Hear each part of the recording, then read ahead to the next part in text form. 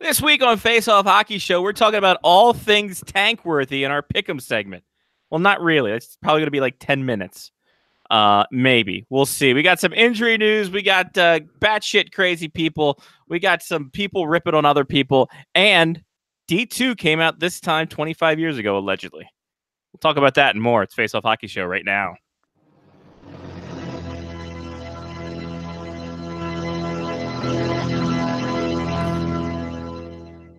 The following program is closed captioned for the thinking impaired.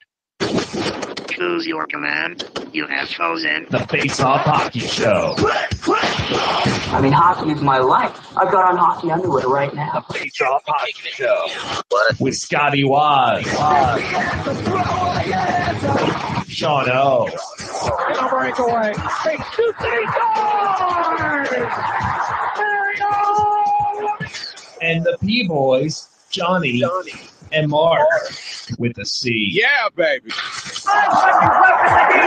believe it not? Oh, yes! Here's your host for the Face Off Hockey Show, Scotty Waz. Hi, everybody. I am indeed Scotty Waz. Welcome. My drawer closed. Welcome to the Face Off Hockey Show. Okay. All right. I was wondering what that was. Apparently, Jen's yelling at the cat. So perfect. Things are off to a rollicking good start. That's normal. Kind of. You see that man there? That's Johnny P. Hi. We don't know if Mark with a C will join us. He had surgery the other day. We'll see what happens. I doubt he will be on. I doubt it as well, but I did send it to him. As you should have. Just to let him know he's there. Let him know you're there. Yes, we have a somewhat action-packed show as the playoffs start to become clearer and clearer. The pictures developing as like we a speak. wrecking ball. Like a wrecking ball. Don't want to start a war. She didn't mean to start a war. Oh, she didn't mean. That changes everything. Right. Alex It sounds Ovechkin, like she started a war still. kind of. Alex Ovechkin tied for 13th in all-time goal scoring. That's not bad. It's a Pretty good. good. It's kind of good. Kind of good, as they are 3 points clear. Nobody in the Metro is clinched yet, which is kind of scary. That's interesting. Yeah, everyone else has at least one team clinched. Does that mean that there's one team in the Metro that's still outside of the playoffs that could win the Metro? Technically, no, because Philly's got what? It's 82 games, so that's 6, so that's 12 points. Yeah, Philly can't win it. They're out of it. Columbus has got 88. They're out of the playoffs. So I guess they could get in, and then somebody else wins it. That's already in. Columbus can get 12 points, and that'll give them to 100. So they can technically win if the Capitals do not win any of their if none of the Metro Division teams win any of their 6 games remaining or so. Perfect. Yeah. So there's that. Caps should clinch sooner. Their next game against Carolina, which is tomorrow night. Thursday night. Hashtag Caps jerks. Yeah, That was funny. Someone put the tag jerk off as because of Evgeny Kuznetsov because it's the jerk off. I'm like that's apparently I don't click on that hashtag. No, that's not a great SEO, especially on your work computer. No, make sure you're in incognito mode. Even then in incognito mode, I would worry about it. Well. Yeah, that sounds like a bad hashtag. That's not a great hashtag. I think Alan May used Jerk Bowl. Jerk Bowl's a good one. By the way, the Tampa Bay Lightning need only 3 more wins to tie, 4 more wins to pass the 1995-96 Detroit Red Wings for most wins in a season. 62 is the spot. They have 59 with 5 games remaining. It's not bad. Not a bad season. They got to win 4 of their next 5 to break it. We'll see what they do. We'll see what happens. But I mean, the Flyers already have a record this season. They do. What is that? They had the most goalies ever. Oh, that's right. Most goalies ever. I'm still waiting on the last one. They got 7 more games. You're still 1 goalie short from your over. They got 6 more games to put 1 more goalie in there to give me that sweet, sweet over. Where you don't win anything, but... No, it's pride, really. It's my prognostication, in all honesty. I mean, that just means that the over-under was set perfectly. It kind of was. It means that we are good odds makers. So there we go. What did you do this weekend? I didn't go to work for 2 days. That's not. Yes, it is tournament time. Tournament time. I did not go to work on Thursday and Friday because I didn't feel like it. Mm-hmm. They allowed me to take days off, so I did. And instead, I sat in bars all weekend. Attaboy. Thursday, we went to the Lansdowne Inn and then back to my friend's house. We had 4 TVs up in his basement. I stayed there Thursday night. Friday, we went out to Pasadena for a bit. Stopped at 177 Liquors. They gave us a Stella glass because there's always somebody in 177 Liquors giving shit out. And then back to the house. Then Saturday we went to Fells Point. We went on a brew tour at Heavy Seas, and then we went to the Guinness, and then back to the house. I had a beer called Unicorn Farts. That sounds not great. It was brewed with Fruity Pebbles and has glitter in it. I have some more upstairs. And then Sunday I slept for most of Sunday. Worked out some plans for the England trip, but most of Sunday I slept. But yeah, all in all, good weekend. I won $50 from the drunks playing poker, and won like $36 in $1 bets throughout the weekend. So I came out pretty well. Came out ahead in all of our betting. Not doing as well as you are though. I'm doing great and terrible. Because I'm Johnny and I. You're in Mark's bracket? I don't know. I am. I'm 13th, I think. Hey, that's not terrible. Out of 62, it's not bad. It's respectable, but it doesn't win me money. That's true. That's Respect very true. does not win me money. No, well, in life we should know that. True. Right now I am both first and last in that bracket. So I'm doing great for myself. It all hinges on the Duke game coming up. Oh, okay. Because I got Vatek go. Let's break it down from a fundamental standpoint. Your boy got 15 out of 16 Sweet 16 teams right. Oh, that's good. That's a good start. The only team I lost was Villanova, and Purdue beat them. Yeah. I don't have an Elite 8 team out. I don't have, obviously, not a Final Four team out or the champions. And UNC winning it all. All right. Nice. That's a great pick. Right now, I have Vatek over Duke and Michigan State over LSU, and then Michigan State taking that region, taking the East region. Oh, that would be good. That would be fantastic. That would be great for everybody who hates Duke. Right. I have Florida State beating Gonzaga for some reason. Okay. Because I always think Gonzaga's overrated. Okay. I got Michigan over Texas Tech, and then I got Michigan taking it, creating a Michigan Tech Final Four. Oh, Michigan State in the Final Four. Yeah, that's Michigan Tech. What the fuck is this, hockey? Then I got Virginia over Oregon, Tennessee over Purdue, and then Tennessee over Virginia. Again, I think Virginia's overrated. Then I got Kentucky over Houston, North Carolina throwing its hands up over Auburn, then Carolina, and then I got Carolina, Michigan in the final, and Carolina winning it all. Aaron says go Zags. Overrated. You play in the WAC conference. We had the conversation this weekend. Yeah. Wasn't Gonzaga so much easier to root for when they were mid-major? Yes. And not like, hey, we're not a front runner. we're a mid-major, but we're a number 1 seed. Hey, you know what? I blame Adam Morrison for that. Was it because he was crying? It's because he was crying, and because he had a dirty stash, and because he was like that the next answer to Christian Laettner. He was like Adam Morrison Charlotte Bobcats jersey upstairs. Because you went in as Adam Morrison one year for Halloween, didn't you? I did, yeah. To one of the mustache parties. I walked around crying, and I bought a little kid's basketball so I could palm it. Nice. I don't know where the basketball is anymore though. So my entire bracket hinges on Friday night's game Duke against Vatek. I would have loved to see Duke lost to Taco. Oh, Taco is my favorite player so far in the basketball tournament. I would take that in a minute. I would love it. By the way, Virginia Tech beat Duke by 5 in February. Oh, So obviously Duke has revenge, but Vatek can beat him. Aaron So- says that the Zags are representing the Washington State city that Tyler Johnson and the Yamamoto brothers are from. Yep, Spokane, Washington, home of a lot of meth, from what I remember from being there. Every time I went to Spokane, there was always a billboard about this is what meth looks like, and all my Spokane friends were like, "Yeah, we got a meth habit." Beautiful city downtown, though. Where love everybody the was down- like, "Yeah, we know." I love the riverfront. The riverfront's great.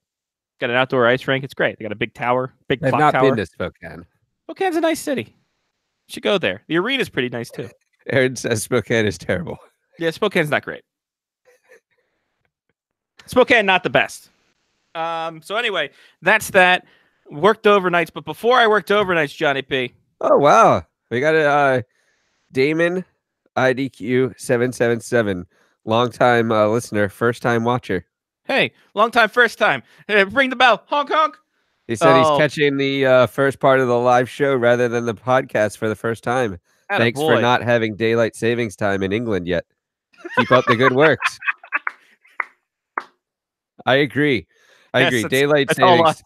Yeah, what are we? We're 4 hours right now, right? I think so. Yeah. In England, so it's only 11:12 up there. So shout out the non-daylight savings time. Shout out England. Yeah, shout out England. And Aaron Uh, says the riverfront shout out is fantastic. Yes. I also love the long time first time. I think that's the first time we had the long time first time. It is. I love it. Thank yeah. you. Thank you. Thank you for keeping up the bit. Yeah. So before my overnights, your boy did something crazy. Your boy built a second cabinet. Whoa. Built a second shelf unit. Oh God, how do I? Now work you have this? 2 racks. I got racks on racks on racks. So and it's already filled like to the tit. That's beautiful. Nice. Yeah. That's beautiful though. It looks fantastic. It was much easier to put together. Oh. And then I still After have, you put the first one together, that Yeah. one was easier. shockingly enough. And then, yeah, I still have to build all my Oyo rinks to fill out the second one. I have those sticks on display as well.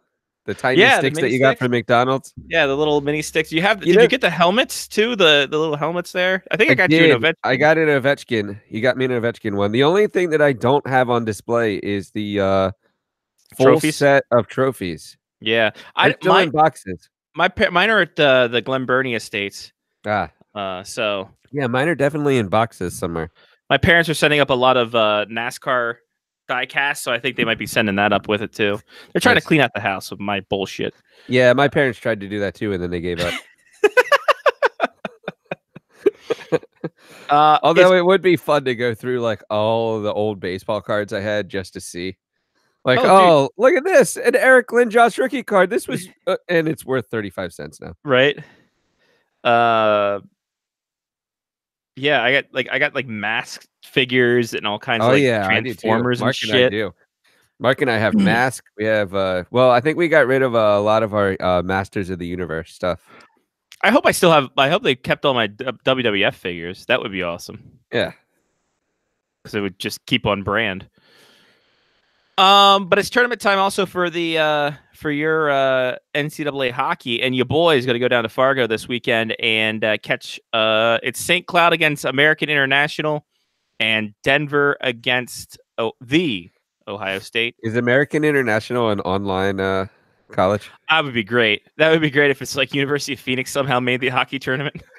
It was just a bunch of people that played hockey together. Like they never played together. They never met each other until they come together for the tournament. Yeah. And guess what? I hope you're on target, and we will be talking about that. That is our Patreon pick of the week. As we give a little preview, we'll be previewing the NCAA tournament. Nice. We didn't say which one. Oh, I said hockey. Shit. Okay. Oh well. Oh well. Also, shout out to the Wisconsin women. They won the women's national championship for hockey. So, other That's than that, interesting. That's so much earlier. Yeah, it really is because the basketball is the same time. Well, it is now. So the women's tournament used to end a week before the men's tournament. But now they're played in like the same time slots. And I know that women's soccer ends like 2 weeks before men's soccer, but it purely comes from the fact that there's like more teams. Yeah. So is that like kind of why? Are there well, more teams in the men's tournament? I don't think That's at least a month early, right? Yeah, because the women's tournament just ended, so the 23rd or 24th. Wow, that's interesting. And then the men's ends, so they play this weekend, and then the Frozen Four is the next one, but there's a week off in between. Yeah, because of the Final Four. Yeah, so they play. So their championship will be the 13th. The 13th. Jesus, that's late. That's like super late too. Yeah. Yep. That does seem interesting. That's like right before my birthday, but it makes sense because UND won their 8th championship. Like we went out for my birthday dinner 3 years ago, which I was noted today by Facebook because there's a picture of me and Sammy, and I have to pimp that because Sammy's adorable. 3 years since I left Calgary. Wow, congratulations. Coming up here, yeah. Pretty shocking. And by shocking, I mean kind of not shocking. And she wrote an adorable post about us, and I adore her so much. Yes, she seems like a great person. She's a sweetheart. Let's see the rankings. No, it said women's ice hockey championship number of teams 8. I'm like, that can't be right. Well, that would be one reason that the tournament ends that much earlier. Yeah, there's 8 teams in it. Oh no. Can you just give me a list of women's hockey team? Come on. Someone. USCHL, help me out here. All right. Yep, you did not help me out at all. Here we go. Standings. All right. And obviously it decreased because North Dakota lost their team a few years back. All right. So 1, 2, 3, 4, 5, 6. Oh Jesus, ECHC. What the hell? 1, 2, 3, 4, 5, 6, 7, 8, 9, 10, 11, 12. So 18. 1, 2, 3, 4, 5, 6, 7, 8, 9, 10, 28. 28 and 5 is 33. 1, 2, 3, 4, 5, 6, 7. So 40 teams. So 20 teams different. So I think you're right on that in terms of just volume. Yeah, volume might be the issue. Yeah. So Wisconsin went 18-4-2 this year, won the Natty Championship. Went 21-2 at home. 20 wins at home. That's overall. 35 wins overall. So in conference they went 18-4. Overall 35-4-2. They did not lose a non-conference game. That's insane. They did not. They went 17-0 non-conference. That's insane. That's awesome. Wow. Shout out to the Wisconsin women. All right, Johnny. I think it's time for us to do some tings and some stuff. Hit me with the music. You want me to play music? Hit me with that bird spot. Got it. Oh, sorry. Oh, yeah. Who's down and out with some blues? Maybe some black and bruised. It's the Face Off Hockey Show injury reports. I always forget that I turn the sound down on this, and then I just start playing it, and like 4 seconds in, I'm like, crap. Turn down the TV sound. By the way, I definitely went jersey foul with the shirt. Yeah. With the show people that shirt. Show people with the sweatshirt because I decided that I couldn't figure out which player I wanted to put on my jersey. So I ended up with Johnny P99. So I will say this. Those are nice hoodies. I'm surprised you didn't go with the red. So interestingly enough, and I actually like this a little bit more, the white has the black nameplate as well. Interesting. Did not know that. Yeah. So I like the contrast between the white and the black nameplate. So I went white. It doesn't show it online, The only way I know is because I saw somebody wearing it at the game. Perfect. Jen has hers blank because she didn't want her name everywhere, and she doesn't have a number. So, Well, I just went with my handle since that's what everyone knows me as now. right, super fan number 99 over there. Yep. Make somebody's head bleed. There you go. So 2 big injuries. Michael Kempney, lower body injury. He is out indefinitely. Todd Reardon said it's a long-term injury. A lot of people fearing it's an ACL. That's not good. So Michael Kempney, who pretty much worked his way to being a top pairing defenseman for your Washington Capitals and was a vital part to the playoffs last year, out for a long time. Hopefully we'll get him back on his feet and back on the ice sooner rather than later. Also, Andrew Ladd has an ACL injury. He is out 4 to 5 months, pretty much putting his tenure with the New York Islanders kaputski. So we hardly knew you, Andrew Ladd. Yeah. Yanni Gourde suspended 2 games for a hit to the head. Jaji Pajot suspended 1 game for a boarding call. So that's what's up. Eddie likes the sweatshirt. Nice. Said, cool sweatshirt. Nothing gets somebody's attention like a bear mauling somebody. It's true. He said they should be called the Maryland Maulers. Be a hard sell. Hard sell. Yeah, black bears. It kind of grew on me. Not gonna lie. Yeah, no, it really has. I was thinking that the other day. I'm just like, you know what? That's kind of. Yeah, I understand. I understand why they did it. All right, Patreon. If you know me, you know I like money. And I like this show. And I like making money with this show. And that's because Patreon affords us to do so. Patreon.com/FaceOffHockeyShow. Not enough money to give us out of our real jobs, but enough money to go back into the show. Patreon.com/FaceOffHockeyShow. Be like Chris, Damon, Matthew, Trista, Mark, Brian, Angela, Sean, Mitch, Ethan, Kevin, or Jeff. They all help too. And you can too. Patreon.com/FaceOffHockeyShow. And as I mentioned before, we're breaking down the tournament that starts on Friday night. First game is actually Friday afternoon, 3:00. Massachusetts takes on Harvard in the, I guess, Northeast Regional. Yeah. So the 4 top seeds, St. Cloud is the top seed in general overall, and they're the top seed in the West. Minnesota Duluth is the 2nd seed overall, and they're the top seed in the Midwest. Minnesota State Mankato is the top seed in the East because the hell with regional. And Massachusetts is the top seed in the Northeast, 4th overall. Very weird year in hockey for college hockey.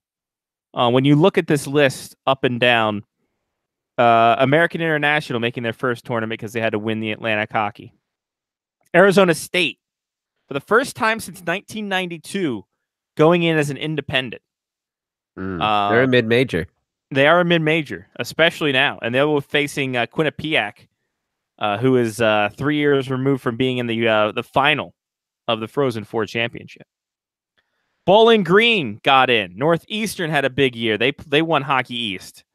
Providence is playing at home. That's weird to me. No North Dakota, no Minnesota. Golden Gophers and Fighting Hawks back-to-back years not making the tournament, which I think is remarkable considering what the powerhouses kind of programs they are. Yep. No Michigan State, and 2 more powerhouses not in there. A lot of interesting situations we got going on here in hockey. So let's start in the West bracket. And this is St. Cloud top overall. They have, I think I saw they clinched least losses in regular season. They went 35-3. Jeez. They lost 5 games the entire year. They are, from what I've seen of them, they have lapses, but overall they're a very solid team. Out of conference, they were 11-3-0. In conference, 19-2-3. 62 points in conference. They cleared the next team by 19. Wow. So running away with the NCHC. Here's the problem, though, John. And they're going to be in Fargo, right? They are the team in Fargo as they take on American International College. 22-16-1, won Atlantic Hockey. A hell of a run for them. Here's the interesting situation. St. Cloud State was in this situation last year. They played the winner of the Atlantic Hockey, which turned out to be the number 16 seed in Air Force, and got upset. They were the number 1 overall team. Everyone had them on the board to pick. Go out in the first round. I mean, that happens often, though, in hockey. Not in basketball. A lot of times it does happen. Now, the question is, a lot of guys returned from last year? A lot of guys know that sting. Did they learn from it, though? Let's see that's going to happen. To put it into context, American International were 18-9-1 in conference, 22-16-1 overall. Goal differential only a +12. St. Cloud State's goal differential a +72. All right.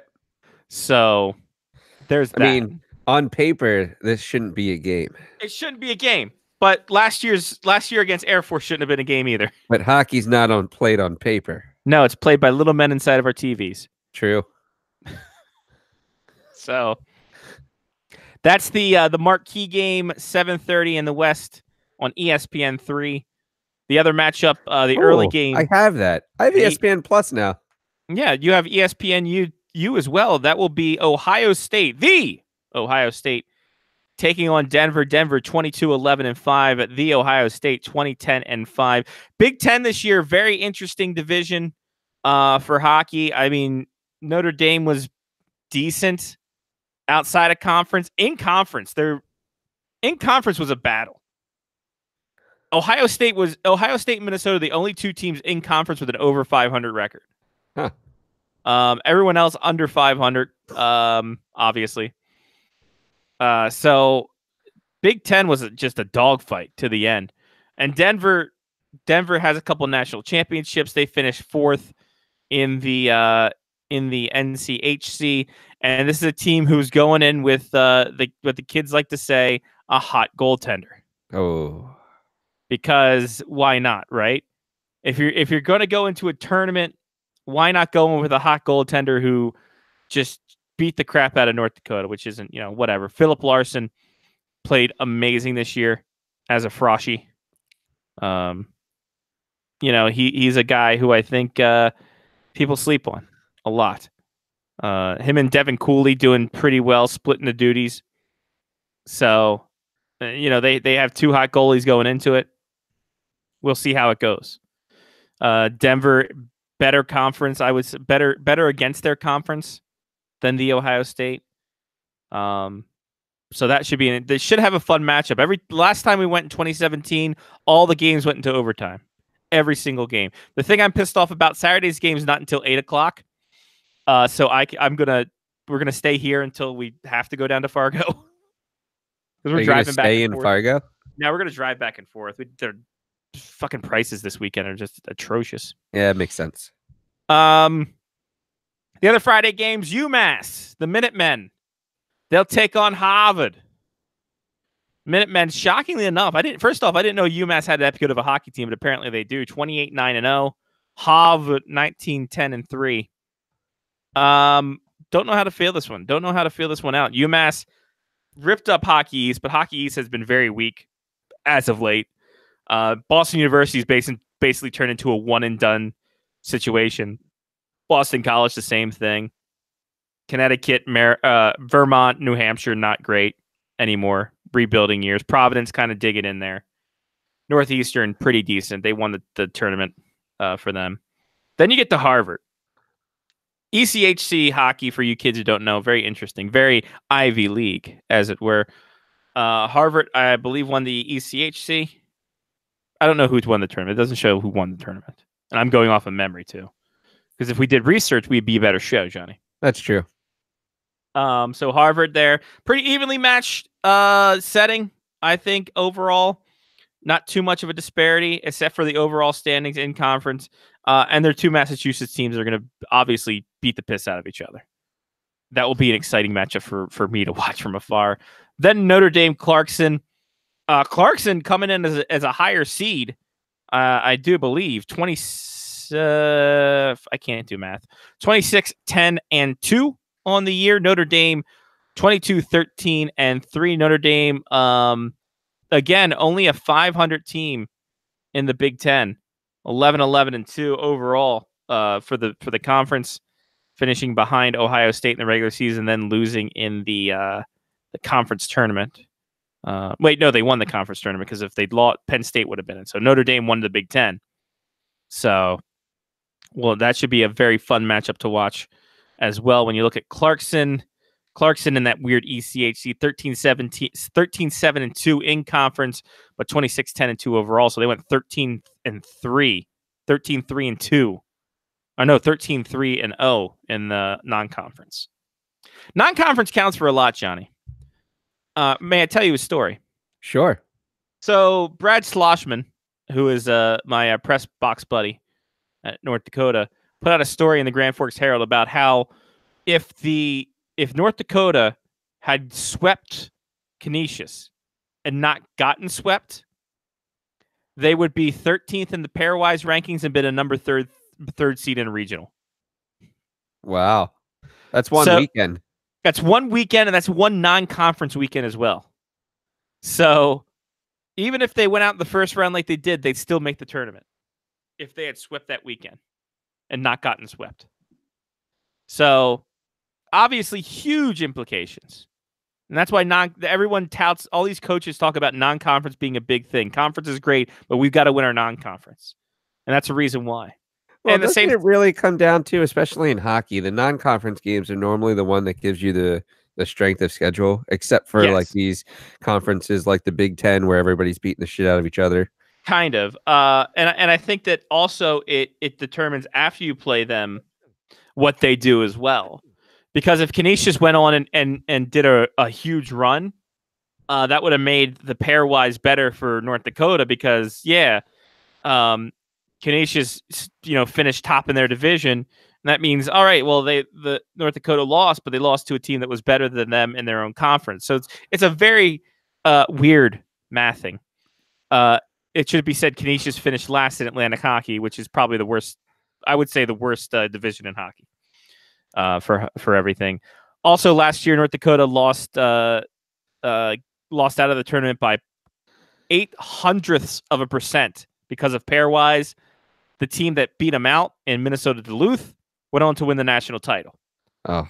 So, speaking of Minnesota Duluth, they are the number 2 seed overall, number 1 seed in the Midwest. Duluth is on fire. They will take on Bowling Green, the Falcons. Wow. I don't know if that was a Falcon or not, but Bowling Green finished 16, 8, and 4 in the WCHA. They lost to Mankato. Not Isn't Cato that King. where George McPhee went? Yeah, George McPhee went there as well. I think Ron Wilson there too. Wow. All the Caps ties to Bowling Green. Right. Inside the conference, 16, 8, and 4. Outside the conference, 9, 2, and 1 for Bowling Green. Minnesota Duluth, another team I've seen way too much of over the past 3 years of covering North Dakota. 14, 9, and 1 in conference, second overall in NCHC, 25, 11, and 2 overall. So that puts them at 11, 2, and 1 outside of conference. My God. Duluth, another team going in with a super hot goaltender. Hunter Thompson. Is that his name? No, it's Hunter something. Hunter Shepard. Be amazing if it's Hunter S. Thompson is back as a goalie. Hunter Shepard has been... Hunter Shepard sounds like it's oxymoronic. Yeah, I know, right? That's great if he's just hunting wolves that are trying to get his sheep. Hunter Shepard played in every single game. 25, 11, and 2. 187 goals against with a 918 save percentage. Pretty sick nasty there. Yeah, that's awesome. pretty good. Nick Swansea is the leading scorer there, but their top scorer was Scott Perunovic, who's a defenseman. None of their guys had over a point per game in Denver, so obviously very defensive heavy. And then you look at a team like Bowling Green, who 132 goals this year. So it's going to be a tit for tat in general. So that should be a fun matchup to watch to see if Bowling Green can actually figure out Hunter Shepard or not. Other team in the Chris said that Hunter Shepard sounds like it could be my porn name. Nice. I like it. And then probably the second most intriguing matchup, the St. Cloud American International. I think the most intriguing, Arizona State.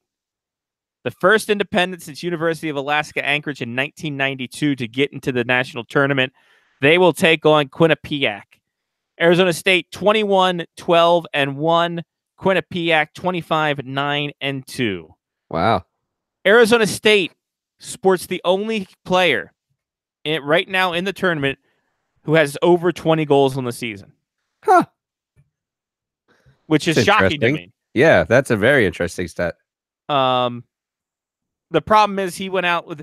Also, Arizona State hasn't played since March 3rd. Because obviously they don't have a playoff.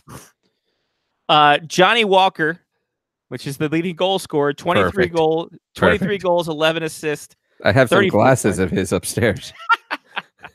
I think he also won the Cy Young this year. Not entirely sure. 23-11. I think that's a good Cy Young. That's a good Cy Young. Mm-hmm. He didn't play the last series against Minnesota because he had a Achilles injury. So maybe that long month layoff or so. Yeah, he should be fine now. Yeah, so Mark will be back running in 2 weeks. Yeah, exactly. He's got full contact in a couple weeks. It's great. So yeah, 21-12-1 for Arizona State. Big win over Penn State early on. And also, you know what they got, Johnny, that's really helping them out? What is that? Exclusive Gray. Are they gonna go exclusive Gray for first game of the tournament? I hope so. I hope they go exclusive Gray the entire tournament. So big wins this year. They swept They swept Alaska. They swept Alabama Huntsville. They swept Nebraska Omaha. Swept Michigan State. Nice. Split with Penn State. Split with Harvard. Swept Princeton. Swept Colorado College. Swept Boston College. Swept RIT. Swept American International. Was Arizona State were they a club team that came D1? Yes. Gotcha. 3 years. It took them 3 years to get to the tournament. And they're in without being in the conference. So that's going to be a huge thing for them. Quinnipiac, like I said, 3 years removed from being in the national championship. Finished first in the ECHC, 14-6-2 in conference, 25-9-2 out of conference. So that's a total of 11-3-0. Very defensive, very, very balanced. 130 goals for, 69 goals against, which is very nice. So we'll see what this does. Because Arizona State, 108-4-84 against. We'll see if they can figure out Mr. Andrew Shortridge. And if they can stop guys like Odin Tufto and Chase Prisky. Hey, anything can happen in one game scenarios. Hell yeah. They'll play on Saturday. The late game after Minnesota Duluth. Finally in the East, Minnesota State Mankato, 32-7-2. Don't dodge Mankato, everybody. They'll take on Providence in Providence, which that's another story entirely. How Providence is able to play in their home area and get like a home ice advantage, despite being fourth in that conference, that region. Whatever. Providence. It's all money. Oh, you're not kidding. Mankato was the class of the field in the WCHA, won the tournament, went 22-5-1 in conference, 10-2-1 out of conference, 144 goals scored this year. I think only second to St. Cloud State in goals for this year. Just looking at it briefly. So they got firepower, only 70 goals against as well for Minnesota State. And they came to UND early and they were pretty damn good. Mankato's got a lot firing for them, even though they're kind of in the shadow of everyone else in Minnesota hockey. They were in the top 5, I think, most of the season this year. Got Mark Michaelis, 41 points, point per game player. Parker Toomey, point per game player as well. In net, Dryden McKay won Rookie of the Year. 24 wins, 6 losses, 2 ties, 166 goals against, 931 save percentage. My God, Dryden McKay. Got the first name of a goalie. Why not? And they'll be taking on Providence. Providence this year, not so decent in Hockey East. Hockey East, like I said, fairly weak. 14-7-3, 22-11-6, putting them at 8-4-3. So not great out of conference. Playing at home, that'll help them out. I'm sure they'll have their student section there. And then finally, Cornell and Northeastern doing battle in the other East Regional. Northeastern 27-10-1. A bit of a class of the field in Hockey East, kind of broke away from the pack. They were 12-2-0 in non-conference games, 15-8-1 in conference for Northeastern. Your Huskies, former home of Bowie, Maryland's own Tim Judy, also Mount St. Joe's own Tim Judy. So there's that. And they're taking on Cornell, tied for first in the ECHA. 7-5-0 non-conference, 13-5-4 in conference. So all signs point to Northeastern walking them over that one. So we will see this weekend, and then next week we'll make our picks for the Frozen Four and have a week off before we get to the Down and Dirty. There you go. Johnny, comments? I am happy, and I'm hoping that ESPN. I'm going to say it this way: I have not paid for ESPN Plus before this season, and it purely comes from the fact that they have the championship now. So, I'm hoping that I get to see some games because it's nice. I can Chromecast games directly onto my TV. Plays through my stereo. It's actually extremely good quality as well. Nice. So hoping to see some more of these early round games in the NCAA tournament, because normally all I get to see are the Frozen Four. Well, Friday you got ESPN2. The Deuce will start it off with UMass and Harvard, 3 p.m. Eastern. Then it's Ohio State, Denver, 4 p.m. Eastern, ESPNU. Then ESPNU will have the Notre Dame Clarkson game immediately following that. And then ESPN3 will have St. Cloud State American International all on Friday. ESPNU has both of the evening regional finals of the West and Northeast, 6:30 p.m. and 9 p.m. Accordingly. Then on Saturday, ESPN News will have Minnesota State Mankato against Providence, as well as Cornell and Northeastern. Interesting. Yeah, ESPNU will have Duluth and Bowling Green. Arizona State and Quinnipiac will be on ESPN3. That's all on Saturday. And ESPN2 will have the East Regional. ESPNU will have the Midwest Regional Finals on Sunday, 4 p.m., 6 p.m., 4 p.m. for the East, 6:30 p.m. for the Midwest. And then... is there any chance you and Jen get on ESPN? Possibly. I know the guys who are doing production for the Fargo Regionals, so Nice. We'll see. Perfect. But yeah, all times Eastern, all times subject to change, Semifinals, Thursday, April 11th, and then the championship, April 13. I like it. I get to see more hockey this weekend. More hockey, I've baby. actually watched a decent amount of college hockey. The Big Ten Network shows a lot of college hockey. Yes, they do. Big Ten Network, and that's the best thing. The only good thing Big Ten has brought to the hockey world is the Big Ten Network. Because everything else. I do like watching Maryland women's lacrosse on the Big Ten Network. That's all fun. the time. As they just start freaking cranking stuff. They're just beating the crap out of people. I've been on the Big Ten Network at least once a year while I was refereeing soccer. Nice. Yeah. All right. We did it, kids. Hope you enjoyed that in-depth analysis, everybody. That was good. That was a good Patreon pick. Good job, guys. Way to vote that in. Thank you for contributing. Patreon.com/baseball show.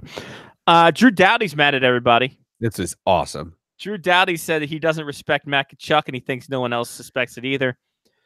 Drew Doughty also mad that Brent Burns gets burned every single time on defense, but yet is a Norris favorite. Who pissed in Drew Doughty's cornflakes? I have no idea. Maybe Drew Doughty's figured out that he's like lost a step or he's playing for the Kings. One of the two. And he's like, and I don't really get the notoriety that I got used to get, so now I have to manufacture something. Because I don't know. He was extremely angry for like a period of like almost 4 hours this week. Yeah, no, I think that the season's really taken a toll on him, and I think he's a guy who everyone fell out of love with. Like, I think it's right, whereas he's not getting the notoriety anymore. Yeah, well, I mean, he doesn't play on the team that everybody wants to talk about. You know, Right. like when the Kings were winning the Stanley Cup every 2 years, everybody talked about how great the Kings were, and Drew Doughty was a big piece of that. But now the Kings are also ran, who doesn't make the playoffs anymore, and Drew Doughty's a piece of that. Yeah, he's a big piece of that. He's I mean, the almost- big thing that we got right now coming out of the Kings is how Ilya Kovalchuk doesn't like the coach. Oh, he's not fond of Willie Desjardins. We'll talk to Lyle about that in a minute here. So Drew Doughty mad. I kind of find it funny because Drew Doughty's kind of people love him, and then he attacks like people, guys that people love, and they're like, "Oh, you're a scumbag." Well, let's be completely honest. The Makachuk thing, that's just He's jumping. not. He's not wrong. That's just jumping on like an already hot stove right there. Like everybody has that. But everyone loves Brent Burns apparently. So Yes, everyone loves Brent Burns, so you can't do that to him. Matthew Kachuk, after talking about the Doughty comment, said, "I'll sleep like a baby." That's very true, Chris. Very What- true. I'm what just did not going to Chris say? say it on the show. Oh, okay. I can show it though here. You want to show it to me? Yeah, I'll send it to you. Speaking of people who are mad at life, Jarmo Kekalainen, not very great for himself as the yes, Chris, Judy is big baby bitch boy. I Oh, will say because I use Scotty that. On, just says it. I use that in the draft all the time, talking about Kyle Busch. I say Kyle Busch is big baby bitch boy. Oh well, maybe it's just a crossover then. Maybe I didn't know what the joke was. Yeah, hashtag crossover. Hashtag in the draft face-off show. In the face-off draft show. In the face-off no, we draft have show. that. Yeah. Jarmo Kekalainen says that his team's not playing like a team anymore. No shit. That's what You guys- happens when you bring in 8 players. Yeah, at the deadline and expect them to readjust quickly. Good luck. To Columbus. Yeah, exactly. While school's still in session. So I mean, you got those college girls around. Yeah, when school lets out in May, the team will be way better. Right? Problem is they'll be at the golf course. Oh Uh well, I know we talked about this in the past. Does Mhm. this end? Does this also fall on in some way, shape, and form on John Tortorella, and he stops being a coach in the NHL? Yeah, I think so. I think he's done so after this season. Especially if they don't make the playoffs, he's done so. Thank God. Yeah, get him out, get him back in the analyst seat. He'll be fine. Let him and Brian Burke battle to see who's going to get Don Cherry's throne. Oh man, I'd actually pay money to watch that. That'd be fantastic. Two blowhard Americans trying to be Canadian. Oh, it's the Oh, best. That'd be amazing, actually. Columbus, since the trade deadline, and that trade deadline was last month, so we're talking about 4 weeks here. Only 5 wins with a 2.08 goals per game. Matt Duchene, 3 goals, 6 points in 15 games. Artemi Panarin, only 1 goal since the trade deadline. Oh well, he's mad he wasn't traded. Yeah, exactly. He's mad he didn't trade and he's shitting himself. So Columbus free falling, baby, like Tom Petty over here. Okay, so boiling this down, right? Mm-hmm. The team has known all season long that their world-class goalie and their world-class winger, sniper, were leaving. Mhm. So what's going to occur is they're going to leave no matter what. And management didn't listen to any of the fucking No. shit that went on and went, you know what? We're going all in.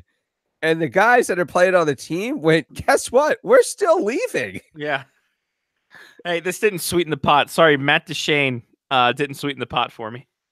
Like, I don't. Ryan Dezingle, who Lyle knows plays at the Ohio State. That's true. It's not a thing. I just don't get it. I don't understand how. I mean, okay, so I understand the like, hey, let's win now before everyone leaves. But this has happened in the past. You can't bring in. I mean, okay, so I was joking earlier, but I think it's actually 6 players they brought in at the trade deadline. You Sounds can't right. bring in that many players and expect everything to gel quickly so that you can make the playoffs, because you weren't even a playoff spot Right. when you did this. Well, let's put it to it this way.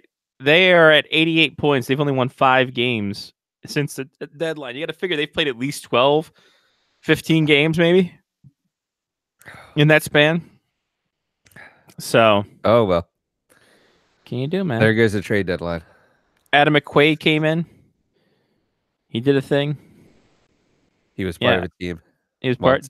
Keith Kincaid came in as the backup. Keith Matt Kincaid's going to Duchene? be the starter next season. No, it's Elvis' brother, Oh, Elvis Merzlicking. what about Lori? What's the backup? Corpusalo. Corpusalo, yeah. Corpusalo's. Is he going to stay there? I would think he would. They Does put a lot. Does Elvis Gerback have a chance? Elvis Gerback does have a chance. Christ, it's the only thing I'm going to think about now. Elvis Gerback playing in net for the Columbus Blue Jackets, winning a title. No, that was Trent Dilfer. Yeah, Trent Dilfer won the title, and then Elvis Gerback came in and took his job. By the way, I think if the Flyers lose tonight, the Caps could backdoor their way into clinching a playoff spot. Perfect. Flyers now down 2-0 to your Toronto Maple Leafs. I would love to see that happen. If the Flyers lose, the Caps clinch. So, give me that X baby. Chris would like to ask, Corpusalo is signed, but does anyone trust him as a starter? See, and I think that's the big thing too, is that there is something to guys playing differently in front of other different goalies. I think that Jonas Corpusalo, sorry, I don't know why I said Lori Corpusalo. No, I did. Oh, you did? Okay. Yeah, I started the Lori. I mean, he's not terrible in net. But he's not great either, let's be honest. Very mediocre goaltender. I don't think He's tall. he's tall, but not even that. He's 6'3", which for a goalie these days, kind of right there. He's got a foot on me. He does. That's not even on skates. No, or with the afro. Right. So I mean, yeah. Speaking of, Yeah. there's a guy on North Carolina that has one of the best afros I've seen in a while. Lovely. He's a fantastic. And I was like, yeah, he's like 6'5", 6'9" with the afro. No one got it. I was like, I was ashamed you were of my shook. friends. Corpusalo's 9-7-3 this year. The biggest thing is his goals against is over 2.5. Like, that's a huge deal. His save percentage is just hovering around 90. I don't think I would trust him as a starting goaltender, to be in all honesty with you. Well, I mixed my metaphors there big time, but so do you have like a 2A, 2B with him and Elvis? you almost have to. You see which one can suck less. In all honesty, God, it couldn't have happened to a better group. right? It couldn't happen to a better region. The R bar, though, fantastic. Love the R bar. Not gonna lie to you. Love the R bar. Shout out R bar. It's fun to say too. Johnny, I know you were waiting for it, but the Global Series has been announced. Buffalo Sabres and Tampa Bay Lightning will play 2 games in Sweden Why?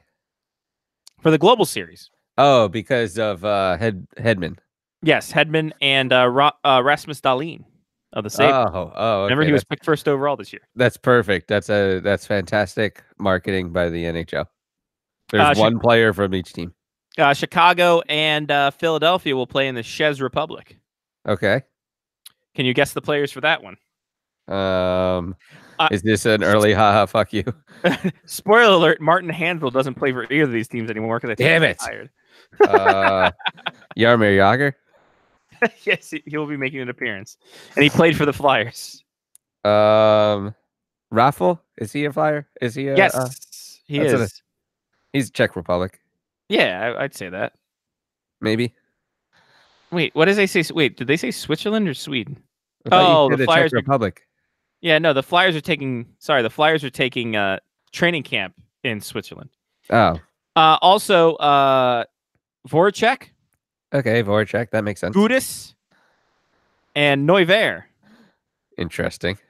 Raffle, I don't think is. I think he's Slovakian. Oh, I always mix up those Eastern European countries. Yeah, and he just re-signed too. So shout out Michael Raffle for re-signing. That's a good deal for the Flyers. Big pickup. I like that. Oh. I like Michael Raffle. Guess what? We're both wrong. He's Austrian. I'm not going to say it, but I'm going to say it. Same place. Right, exactly. Kind of the same shtick. Like, you can take Eastern European countries and put them in a pot, and if they haven't been in the World Cup in the past 10 years, I'm not going to fucking know them. I'm sorry. Shit. Any former Slavic nation, you're fine. Yeah. Chris Drury named GM of Team USA. And John Cooper re-signed a multi-year deal with the Tampa Bay Lightning. Obviously, big deal. He has done amazing things since coming to the system. Yeah, he's been fantastic. What he built up in Syracuse and then brought along to Tampa, amazing. And he's also done it without Steve Yzerman's help this year. So I expect Julien Brisebois to get a nice little comeuppance as well. So we'll see about that. We are waiting on Mr. Lowridge. Well, then, if we have time to kill, I missed this earlier. Sure.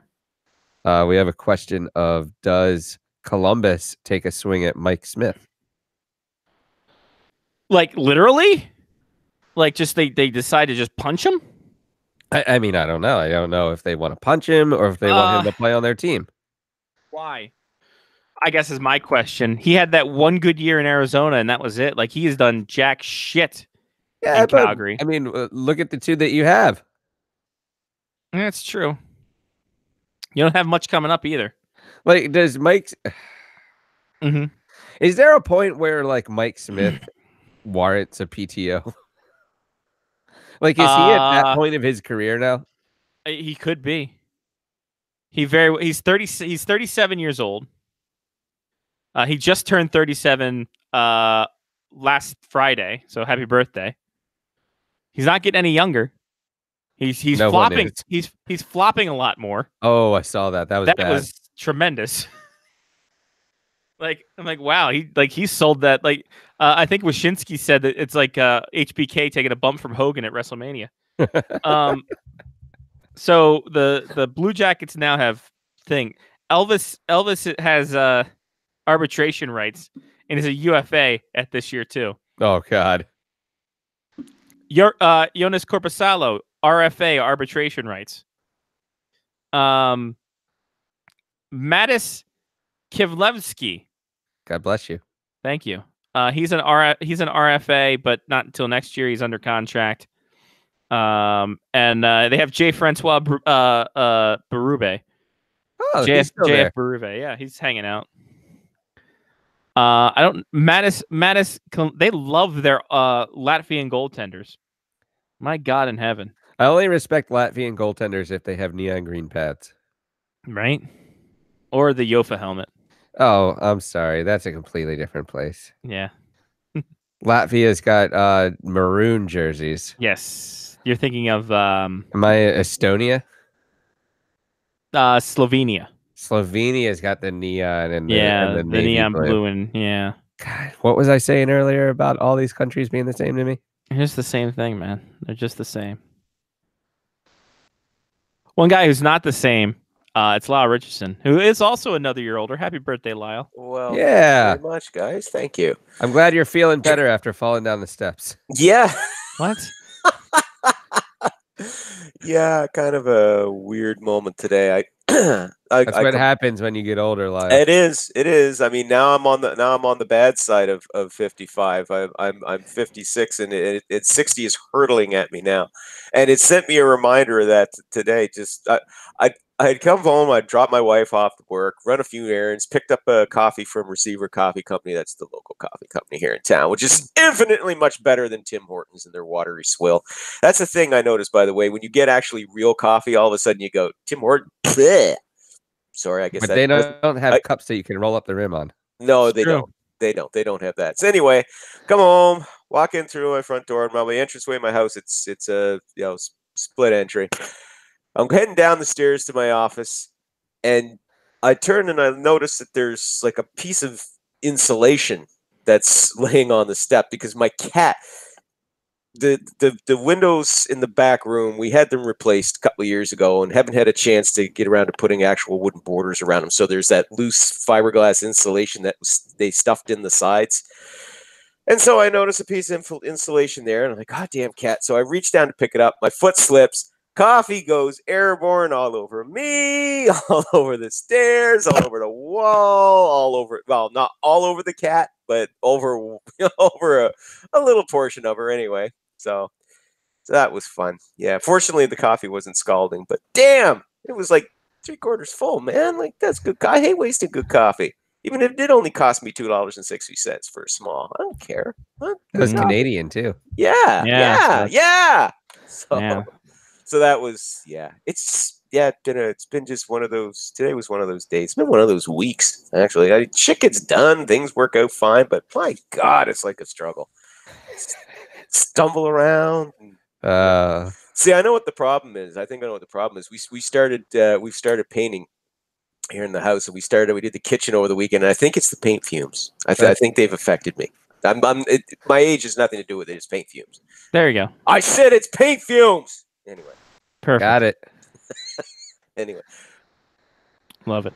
So how you guys doing? How's things? Oh, Lyle, we're doing. Where's Mark tonight? He's recovering. He's got right. Yes, he had surgery. He's got a new back. Yes. Titanium. I'm part of a new back. You got a bacchiotomy. Yep.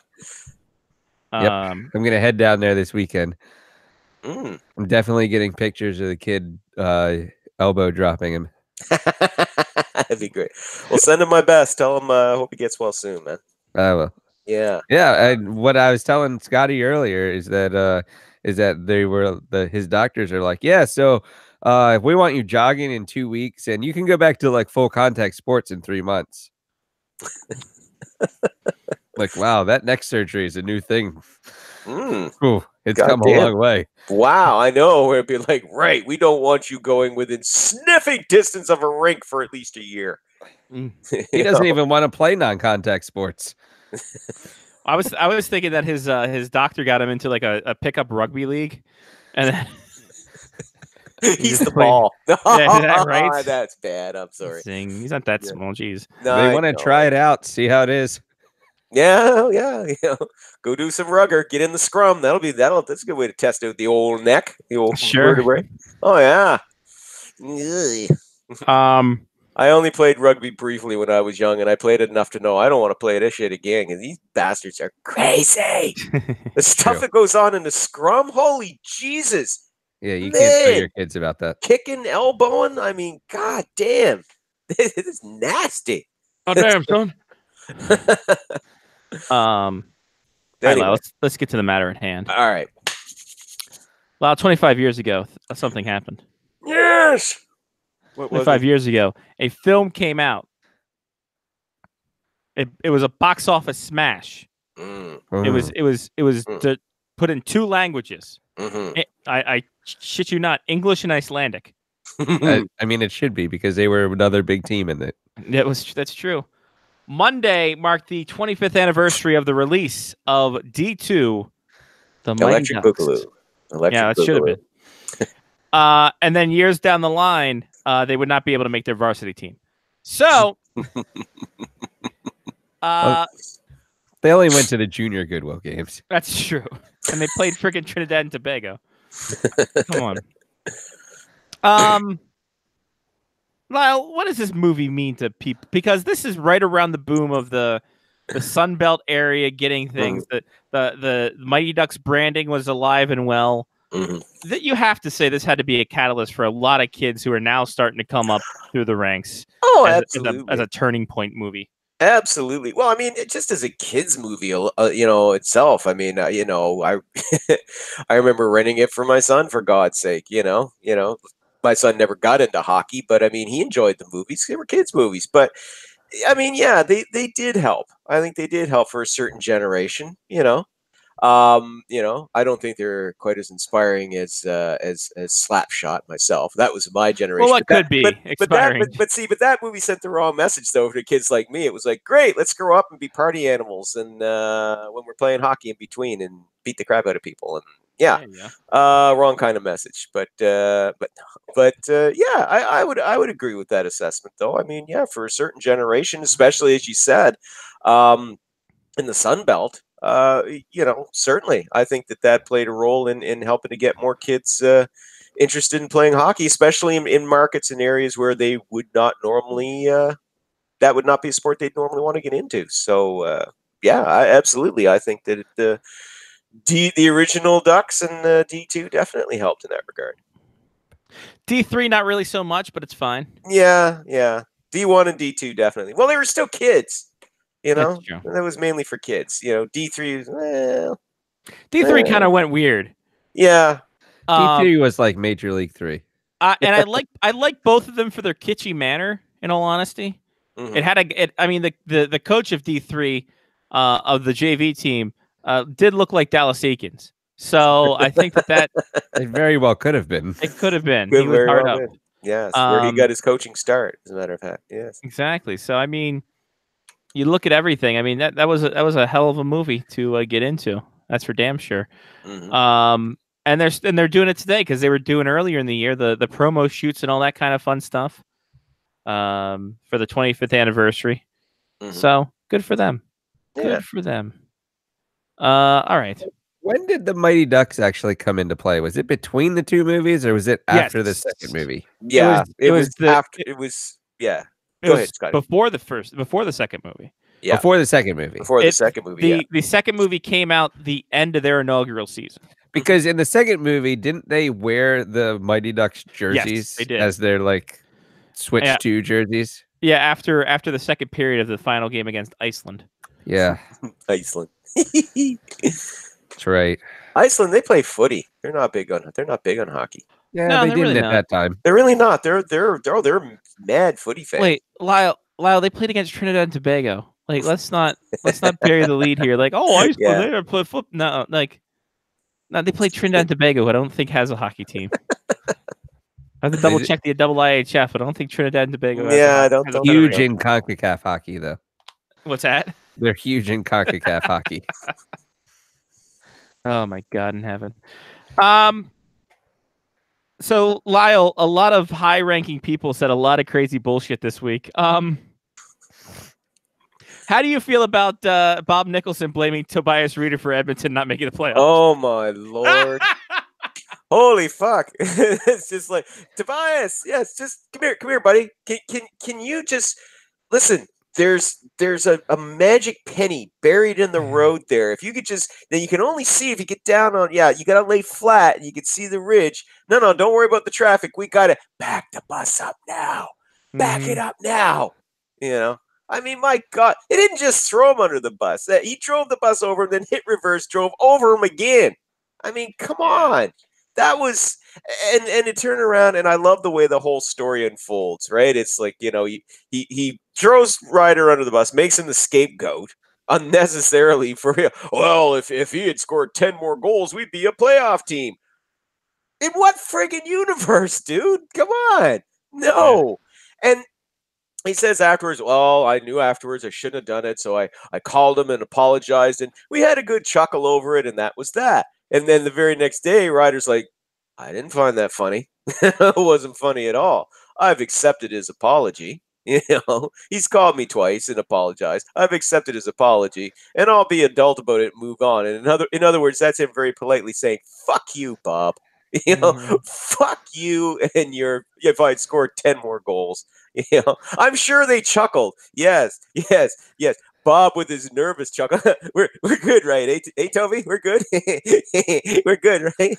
And Tobias is like, yes, yeah, we're really good, Bob. What time is my plane out of this fucking Right, town? exactly. When? How long until the end of the season so I can blow this popsicle stand and try and resurrect the remnants of my career? The full diatribe from during a season ticket holders meeting as well. I by the way. know. I Uh, know. He Right? said Better. Nicholson said Toby Reeder was a player that other teams wanted. He came here for 1 year because he wanted to play with Leon Draisaitl, who he plays with on the German national team. He thought if he wasn't playing with Leon, he'd be playing with Connor McDavid, of course. He scored 15 or 16 goals, and instead of making $2 million, he signed a 4-year at $3.5 million. Toby Ryder hasn't scored a goal. Toby Ryder has missed so many breakaways. If Toby Ryder has scored 12 to 14 goals, we'd probably make the playoffs. Yeah. Does he realize that they gave Milan Lucic a lot of money? Oh, it's not Milan's fault. No, he's a leader. I think Bob picked on Reeder because he was afraid if he picked on Milan, he'd beat the shit out of him. I'm sorry, but Did he just find somebody that he knew was going to leave the team?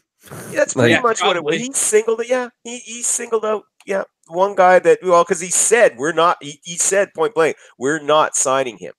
He's a restricted free agent this summer, but obviously they're not going to qualify his rights. They're just going to let him walk. And listen, from a business standpoint, I mean, I certainly understand that. I mean, it's not like they paid a lot of money for the guy, but yeah, he really didn't play as well as they had hoped that he would play. But to turn around and make him the scapegoat for the Oilers' problems this season, I mean, that was just wrong on so many levels. And I'm just gonna. At what point do you just make a list of players that have gone to the Oilers that haven't played as well as we thought they were going to play? Because we're like rivaling like 15 to 20 players now at this point. Oh, you could build it for a full team. You could. Like, it's insane to me. Like, it's not the players, it's the fucking system. Yeah. This is rot that's deeply entrenched, and it starts at the top. And and you could say, well, it's the old boys network and all that. Well, Chiarelli wasn't part of that old boys network. Remember, he was hired from outside the system. But the thing was, apparently, there was no interview for this guy. It was just like, yeah, you want the job, it's yours, And to be honest, now we can hindsight's 2020. We can look back on Chiarelli's final couple of years there with Boston and go, yeah, he made some deals there that he probably shouldn't have made. Hello, Tyler Seguin.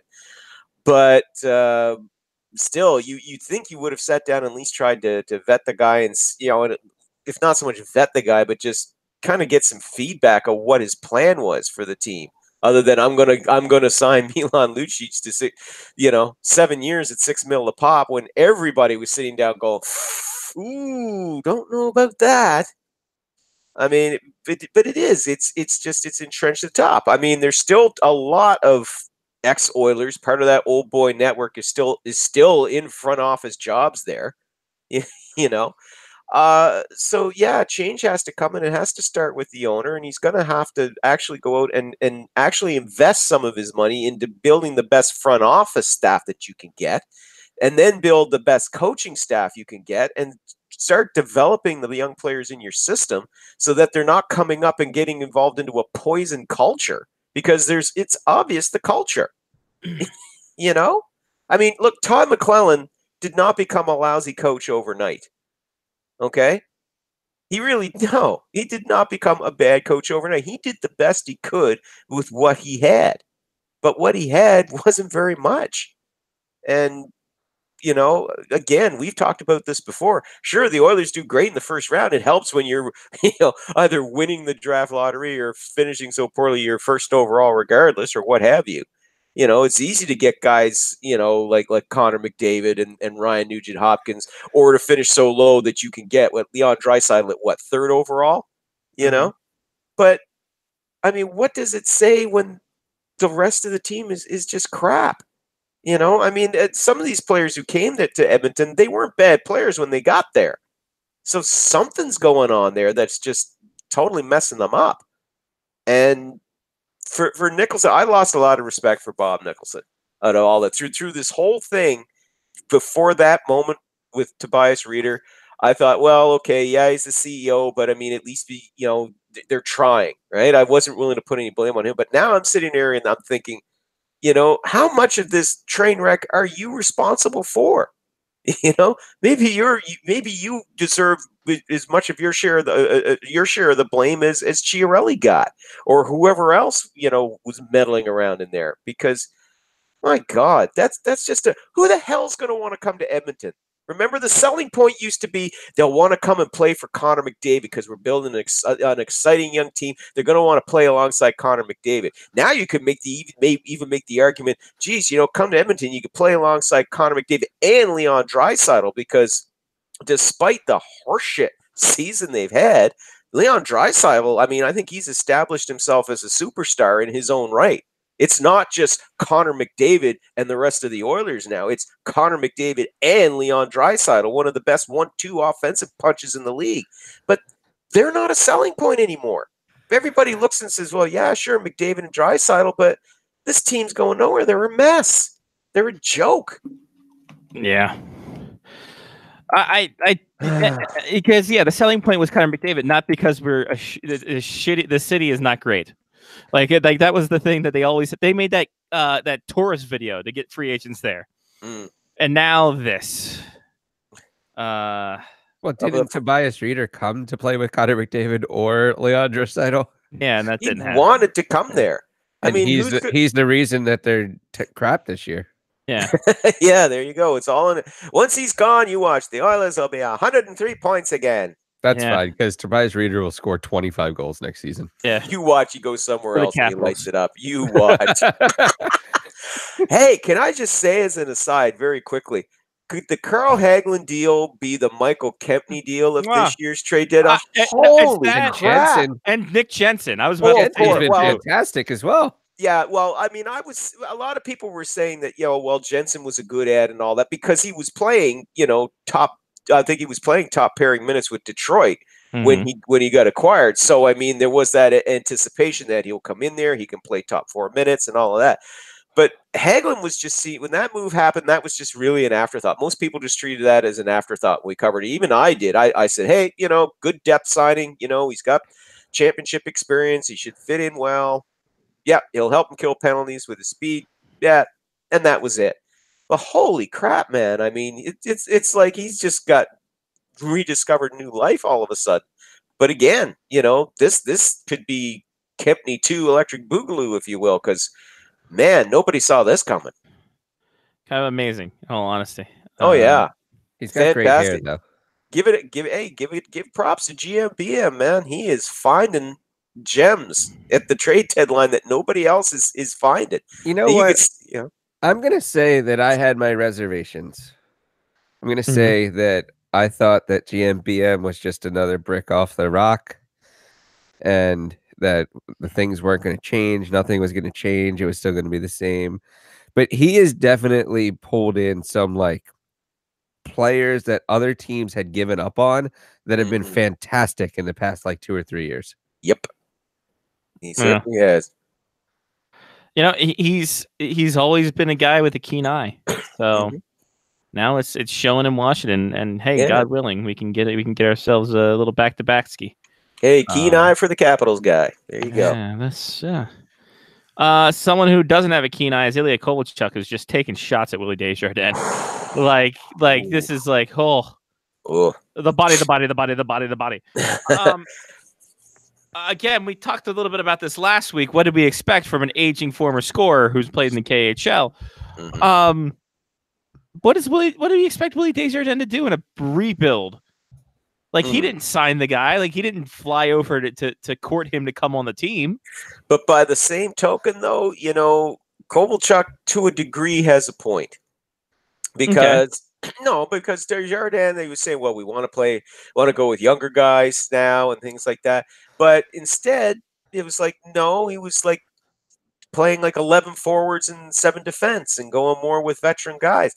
So, I mean, Kovalchuk has a point as far as that goes. And if you notice, I mean, his production is, not his production so much, well, his production has, but his ice time has steadily declined under Desjardins. And, I think part of that is, Kovalchuk tends to be kind of more of a freewheeling type of player. No. Whereas Desjardins, he's a systems guy. You got to play the role that he assigns you within his system, right? There's no room for somebody to kind of have that, to freelance, if you will. And so, yes, Kovalchuk is older. He is slower. He still has a respectable 16 goals on the season, despite the reduction in his playing time as the season's gone on. I would not want him as a top line guy, but if you could have him, with a couple of good second line guys, right? I think he could be effective in that role. Again, they paid too much for him. Of course they did. But you're not going to be able to trade him because he doesn't want to leave. He's got the full no movement clause. He and his family are happy in Los Angeles, so he's not going anywhere. So whoever you're going to bring in next year, you're going to have to try and find a way to see if this guy can basically work to Kovalchuk's deteriorating strengths to try and see if you can't get something out of him for next season. Power play specialist. Yeah. Kind of. Yeah. You almost have to think if the NHL maybe be, not for next year, but for down the line, you look at what the NCAA has done by bringing in an extra skater. So you have your 4 lines of offense, 3 lines of defense, and an extra skater, whether it be defense or offense. You have a specialty position. Like that probably wouldn't be the worst idea if the NHL were to do that, because the NHLPA, I think, would be all for it. Because you automatically create 31 to 32 more jobs. Yeah. I'm sure teams would like it because we get that like we mentioned before, the Yannick Perreault situation. Mm-hmm. That would be great. How much more room do you have on benches, though? That's true too. This is very true. Does he have to stand in the tunnel, and then when you need him, you're like, "Hey, come on out." Yeah, get out of here. So, well, hell, why not? Just put him in the tunnel, or put him in the tunnel adjacent to the bench, like in Carolina or New York. You can't buy him out because it's too expensive to do it. Kovalchuk? Yeah, it becomes a pain. Yeah, he's got 6.25. It'd be Bobby Bonilla kind of deal. Yeah, 6.25 for the next 2 years. Oh, and correct me if I'm wrong. Was he 35 when he signed that deal? He sure was. Yep. He's 35 plus. You don't get any cap relief if you buy him out. You're stuck. And he doesn't have. He has to submit a 17 trade list in the last year of his contract. Yeah. Well, maybe like I said, maybe you can find a rebuilding club that's looking to to make the cap. Sell jerseys. The cap floor. And if you package him with a pick or a prospect, maybe they'll take him off your hands for the final year. Because even if he retires in that final year, you still don't get any cap relief. Nope, that money is on their books. Yeah, that was not a good move by Rob Blake. Though to be fair, he wasn't the only general manager who was core. There were 6 or 7 teams that were going hard for Kovalchuk last June. If you guys recall at the draft, I do. Yeah. So the Sharks were very close, and I bet Doug Wilson now is going, right? Yeah. Oh man. Because remember, it looked like it was going to be the Sharks at one point. Could you imagine had they paid Kovalchuk and not been able to get Carlson? Oh, I know. That would have been amazing. Oh, man. That'd have been quite stupendous. Sometimes, Doug Wilson's Doug Wilson's one of the better GMs in the league, but, sometimes it's better to be lucky than good. And he got lucky on that one that Kovalchuk decided to go to L.A. Yeah. Oh, hell yeah. Sometimes you thank God for unanswered prayers. That's what Garth Brooks does. That's true. You're not wrong. By the way, if you're scoring at home, or even if you're alone, Trinidad and Tobago does not have a IIHF member. Told you. Ship. Oh, some good news, by the way, for those of us who are Trinidad Tobagans? Toronto Blue Jays fans. No, they traded Kendrys Morales in cash considerations to the Oakland Athletics. Hooray! Get those Vlad Guerrero jerseys now. Boy, that was one signing that did not work out for Toronto. We already have anyway. That's my baseball drop. You guys do Baltimore Orioles stuff. I do Blue Jays drops. Well, so the Deaths and I think Mark and I already have tickets to the the 30th. No, not opening day. To the 30th anniversary of the 1989 Orioles Why Not team. Hey, that's this summer. There you go. Wait, Johnny, when did you say that Mark's going to be back? To the show? No, to full contact. He said 3 months. 3 months, yeah. Is All he right. playing? Hold on. This fax just came in. Yep. No, they put him on the Baltimore Orioles have announced that relief pitcher Mark Batanzo has been put on 60-day DL. Oh, Wow. it's amazing. God, I didn't know he'd be playing. He does have Greg Olson's game-worn jersey. They Maybe said that'll bring back some. the Orioles have said that the middle reliever, who is a side armor, will be back in shape before the All-Star break. So that's good. Interesting. Good that A, Mark made the roster, and B, he's a side armor. Yeah, it's fantastic. Little submarine. I'm gonna have to show up with my catcher's mitt this weekend and probably help him out in the backyard a little bit. I could, Lyle. I'm not going to lie to you. I could probably name 3 players on the Baltimore Orioles right now, and 2 of them are terrible in Chris Davis and Mark Trumbo. That's a very true statement. Listen, I'm not doing much better actually with this year's version of the Jays. Yeah, you know. Oh yeah, no. I was talking to Sammy earlier when I was up there, and when I was up in Calgary, and she was just like, "Yeah, no, the Blue Jays aren't going to be great, especially when they trade Marcus Stroman at the deadline." Yeah, oh yeah, that'll probably happen. Yeah. So, are you guys doing the bet again this year? No, we didn't do it last year because I said I know the Orioles are probably going to win like 10 games total. So, very smart. You're a very smart man. Dude, I know what I know. By the way, if you're scoring at home, also the AAF, not Alien Ant Farm, but the Alliance of American Football is in danger of folding. Even after Thomas Dundon gave him all that money? Thomas Dundon said to USA Today that the NFLPA is not cooperating with the AAF by refusing to allow the first year league to use young NFL players. Dundon said, if the players union is not going to give us young players, we can't be a development league. We're looking at our options, one of which is discontinuing the league. Oh. So, Tom Law and Order put money into a foundation that's going to fold up here. Well, at least the Hurricanes are doing well. Yeah. I mean, they're dunking on ice. I've seen it. Dunking on ice. They're fishing. And they're losing games 4-1 to the Capitals. So I'm loving life right now. A possible first-round matchup right there. If things go according to plan. Zdeno Chara signed for another year, Lyle. Mm-hmm. Perfect. He seems to be, even at 42, he seems to be chugging right along. Though some injuries have hampered him this year. Yeah. Oh yeah, and you know, I think Giants do that. Andre the Giant broke down towards the end of his run. True. With little Vince in New York. So yeah. Really though, I mean, let's be completely honest. You probably have like a contract for Zdeno Chara already filled out every year, and you're like, do you want to sign it? That's the only question you ask him. Because if he wants to keep playing, you let the guy keep playing. He really is the modern Teemu Selanne with that. Yeah. Well, and everyone loves him still. Oh well, and he's still effective. I mean, it's not like he's just it's not like they have him there just for sentimental reasons or anything like that. I mean, like he's no Tobias. Oh, sorry, I'm just kidding. Boy. Yeah. But no, I mean, you can still use him in there effectively in a second pairing role, and I mean, I think next season they'll probably drop his minutes down a bit more too. I mean, over the course of the season, try and save some wear and tear on him. But he's still very effective defensively. And he's still a respected part of that team. So. And the term was right. I mean, you get him for, what was it? A base was what, $2 million or something like that, with a 1.25 million bonus. Can't go wrong with the money.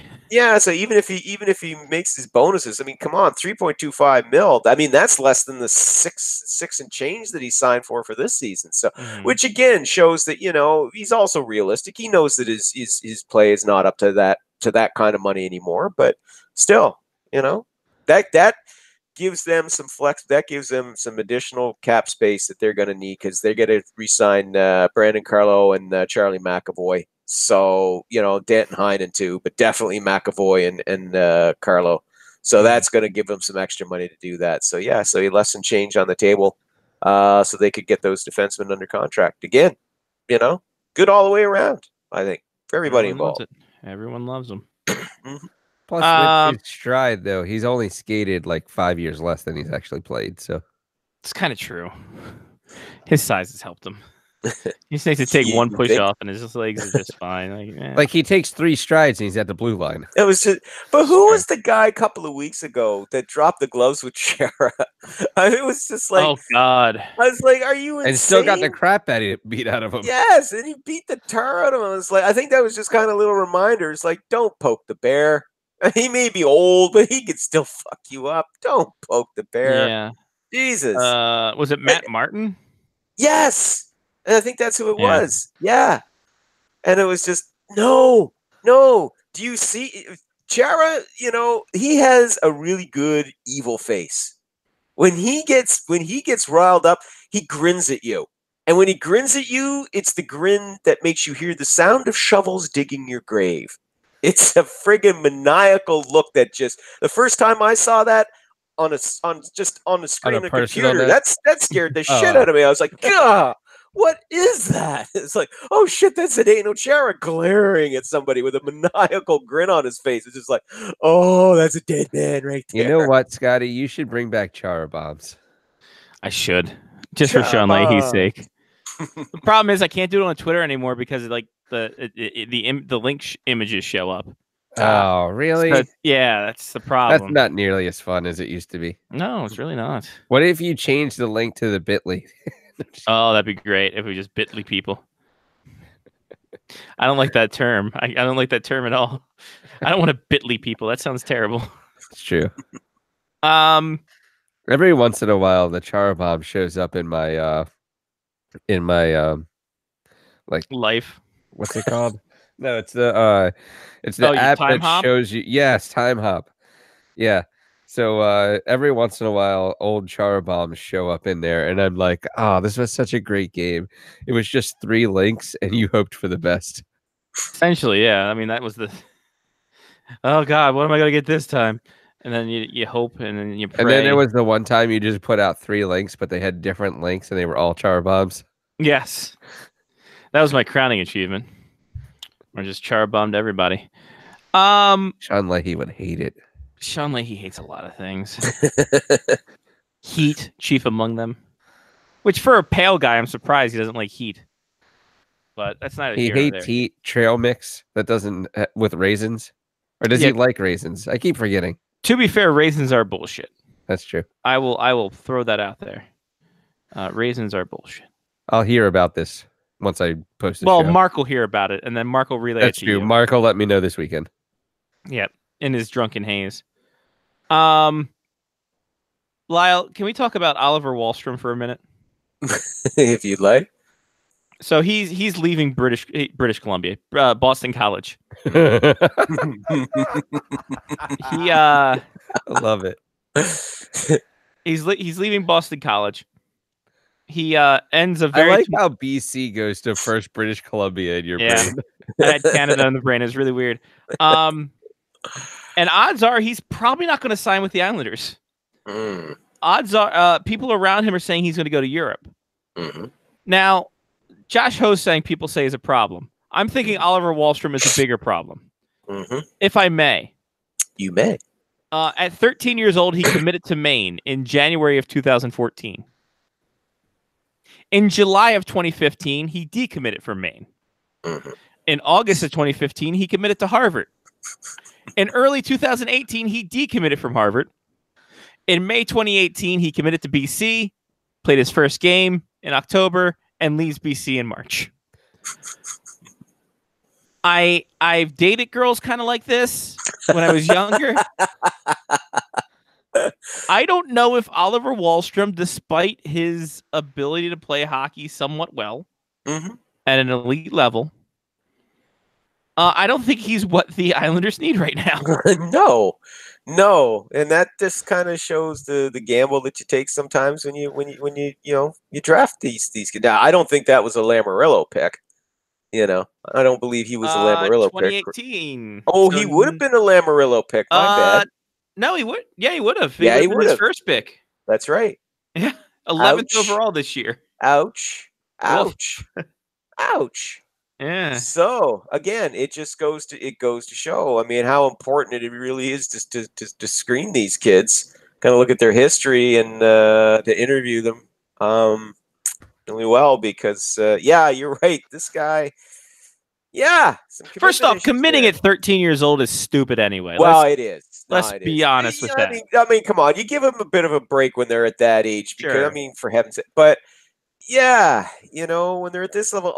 And speaking of other prospects, though it's not their fault, but Carolina with Adam Fox talking about going back, going to finish his senior year, and his favorite team's the New York Rangers, and he might consider free agency next summer. And just like, oh my God, it's Jimmy VC all over again, except it's Carolina getting the short end of the stick this time, and Calgary dodges a bullet big time. Yeah. Boy, man, that's a trade that just kept on giving for Calgary, didn't it? Yeah, and they also got Bill Peters too as a coach, not even in the trade. Exactly. But I mean, you get that would be awesome. You get Elias Lindholm, who just makes their offense that much more potent. You know, they get they get themselves a more, I guess, stable young defenseman, Noah Hannafin. Now, Dougie Hamilton hasn't been bad for them. I mean, Hannafin and Ferland actually have helped the Hurricanes this year become a playoff contender, no question. But still, Calgary got the better of that deal, I think.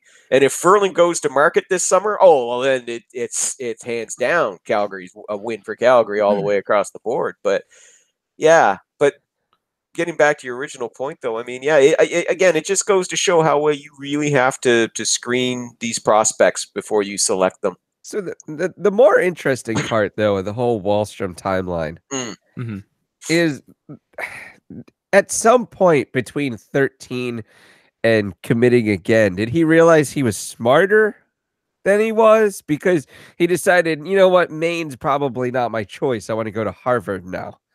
Like, was somebody being like, hey, you probably have like the smarts that you can get into Harvard? Well, he committed at Harvard at 15. Oh, so 2 years. Oh, yeah. Sorry. Between 13 and 15, he definitely got way smarter. Oh, I'm sorry. January 2014 and August 2015. So a year and a half. Yeah. Also, it should be noted that he almost left BC in January at the winter break.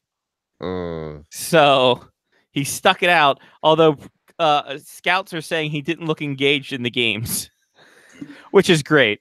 I'm hoping that no one paid a lot of money to get him into school.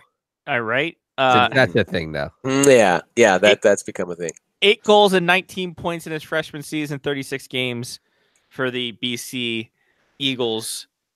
I will say there is something to say, though, that people get bored.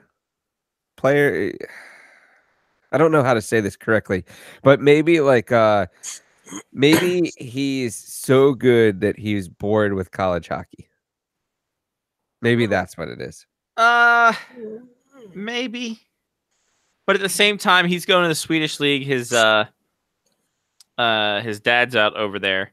So he might be heading to Europe. But also, if he wanted to really accelerate himself, why not go to the major juniors? I think that's... Yep. Sonny Milano did that. Yep. Like he left, he decommitted from his school and went the major junior route. So I don't know. Maybe he doesn't. He always seems like a guy who just looks completely aloof. Maybe he's just not into Russian?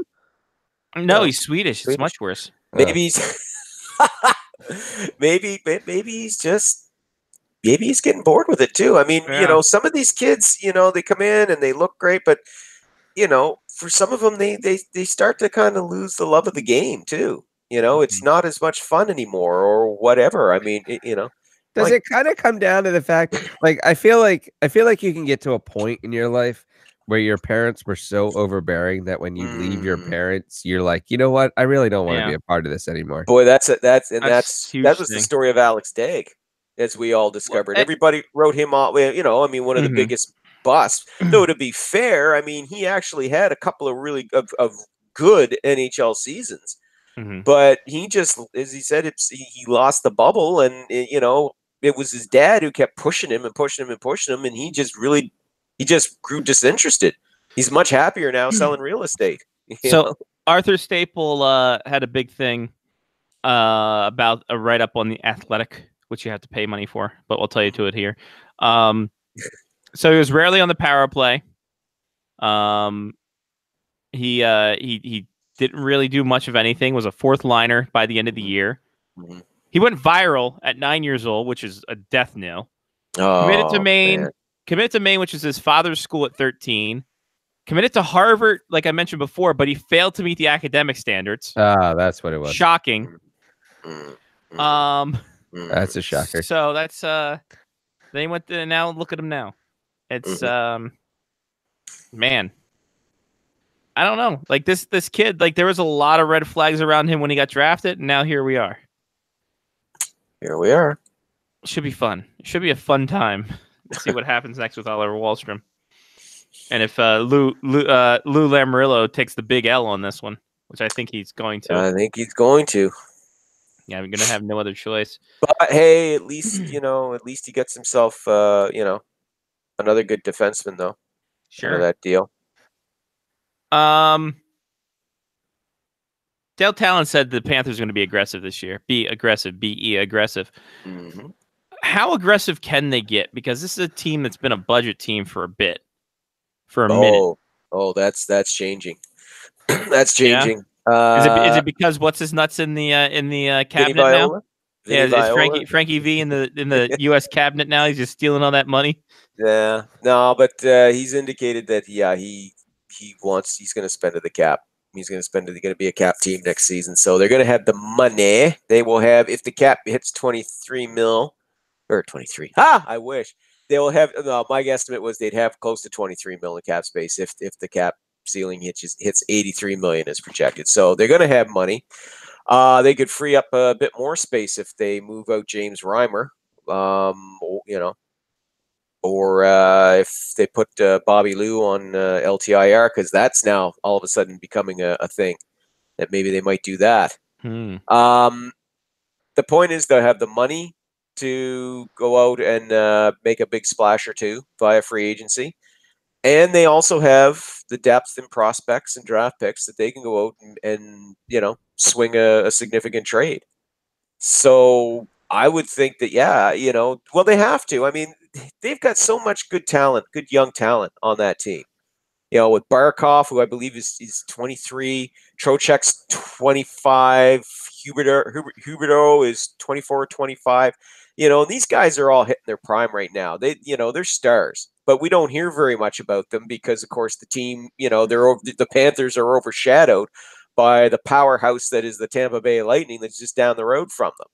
And the fact that the Panthers have been really a so what franchise for the longest time after their first few seasons when they were plucky underdogs that everybody loved. Since for almost 20 years since then, they've been really haven't done very much. And Viola wants to build up the market. Pierre LeBrun had an interesting take on that. He was saying that Viola's seen he's seen how well the Lightning have done. He's seen how San Jose has turned into a hockey town. And Nashville's become a big hockey town. Yeah, he wants part of that. He wants to be able to have that. And they need to, if they can, first thing they got to do is they got to address that goaltending, obviously. The goaltending's been the killer. The Panthers have no problem scoring goals. They're 9th in the league in goals this season. So top 10 team, they got a decent power play as well. Scoring isn't a problem. They give up the 3rd most goals against this season. So there's your problem. It's, goaltending. So they got to address that. But they also, I got to agree with my soon-to-be colleague at the Hockey News, Ken Campbell, when he says that, they also need to fix a leaky defense. Because apart from Aaron Ekblad and Mike Matheson, there's not a heck of a whole lot else there. Mm-hmm. And he suggested, hey, why don't you make a pitch for Jacob Trouba, the Winnipeg Jets? And I'm thinking, that's not a bad idea. Because he's a restricted free agent in arbitration rights. He's 1 year away from UFA status. I don't think the Jets want to go through the song and dance with him after this season again. Mm-hmm. They're not. If you can't re-sign him long term to a reasonable deal, they're going to want to move him. And why not Florida? You know, they've I mean, obviously the Jets aren't going to give Trouba away, but I think Florida would be well positioned to make a competitive offer. Can't hurt what's worse they can say? No. Yeah. Well, it's also like something else I read as well, saying, well, the Panthers aren't going to be able to get in on the Erik Karlsson sweepstakes if he hits the open market because Mike Hoffman's there. Yeah. It's not going to be a reunion you want. No.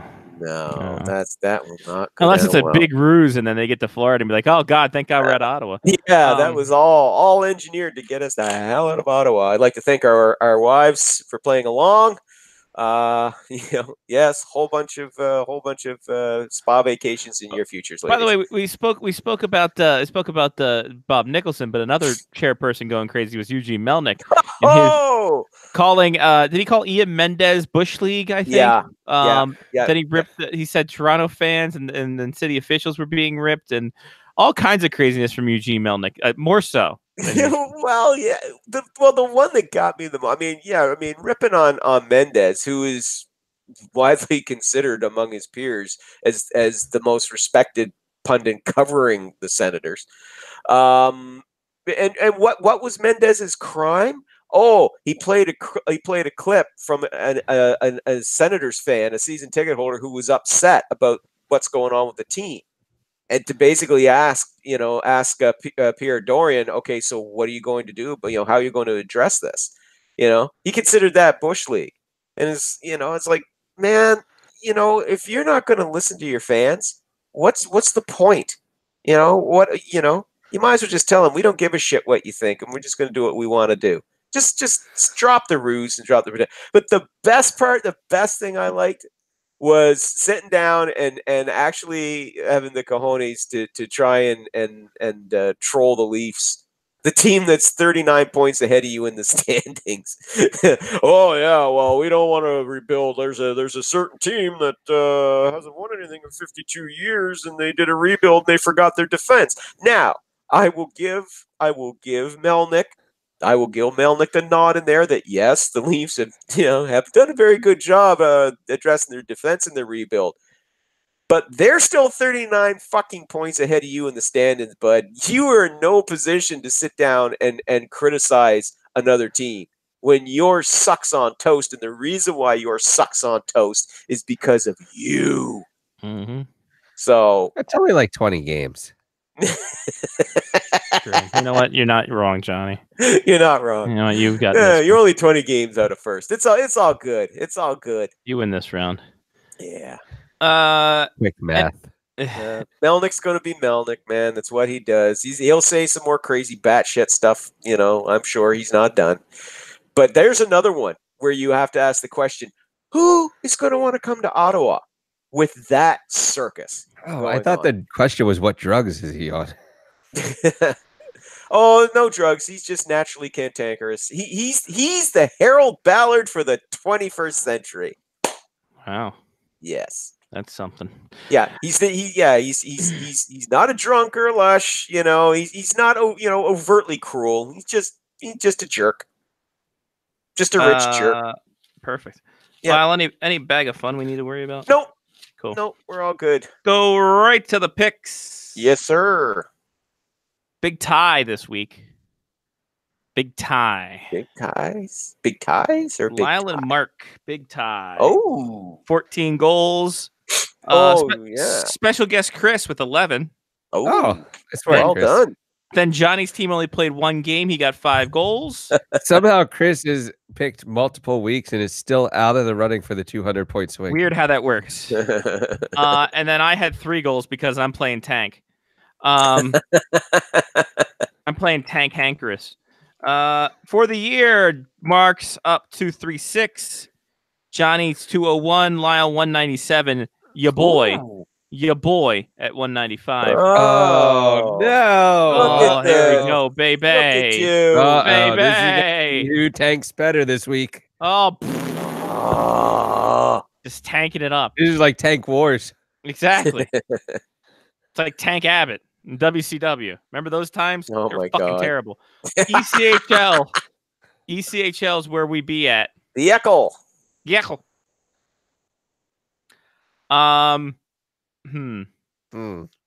Hmm. Who are we gonna give Mark? Hmm. Hmm. Oh, we'll wait for that. He gets to pick last. That's true. We got time. Hmm. I am going to pick the team who has the least amount of goals, and that's Oh, the of Rapid course you City, the Rapid City Rush. Never mind. Yeah, exactly. So that's my pick. Johnny, you are up. I've had a lot of beer over the last week, Okay. so I'm gonna Bragger. go with the Newfoundland Growlers. Nice. Ooh. Newfoundland. By the way, on that tip, Newfound Glory is coming out with a record. We don't know why. Huh. Good for them, though. What are they covering this time? Toto's Africa. They're not Weezer. So Lyle, it's you. I'm gonna again stick with my wrestling team. I'm gonna go with the Brampton Beast because of Bautista. No, No, he's the Okay. animal. no, I thought he was no. Okay, No, the who's beast is Brock Lesnar. He's the beast incarnate. Oh, that's right. Yeah, Yeah. sorry. He's sorry. another part timer, Lyle. Yeah, again another part timer. But there's also, but for me, the Beast will always be the Beast from my childhood from Atlantic Grand Prix Wrestling. So Yes, there you so are. there you- Yvonne, that works Yvonne too. Cormier, the Beast. For Mark with the C, we all know his favorite place to go after high school, and also sometimes when drunk near home, was the Double T Diner. That's true. And one of the proprietors was a friend of was a Mount St. Joe alum named Spiros Karloukas. So I think that was his last name. His first name was Spiros, though. So I'm going to pick the head coach of the South Carolina Stingrays is Spiros Anastassis. So South Carolina is where Mark's going to. There you go. That's a good There you route, go. and Mark probably would have taken that. Yes. He's a big coach's name fan. Big coach's name. And a big Spiros fan, let's be honest. Oh, who isn't? Jim Spiros. Spiro Agnew. All the Spiroses. Spirai. Wow. Spirai. Spirai, as it were. Hero. Yes. Ross Multiple Spiro. There Big you are. Ross Spiro fan. Yeah, you can't pee into a Mr. Coffee and expect Taster's Choice. Larry, I'm out again. Larry, I can't do this no more. Because Lyle would just spill it all over the floor anyway. so- Exactly. Yeah. All right. It's time for haha fuck you. Oh, all right. Let's make this happen. Yes. Ladies and gentlemen, the day before Halloween, October 30th, the year of our Lord 2001. Oh. All right. We head to Phillips Arena Oh, wow. as the Ottawa Senators take on the Atlanta Thrashers. Oh my God. Wow.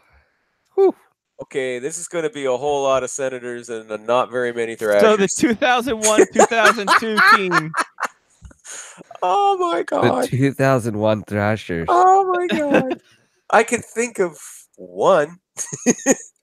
Ladies and gentlemen, Oh God. have a day.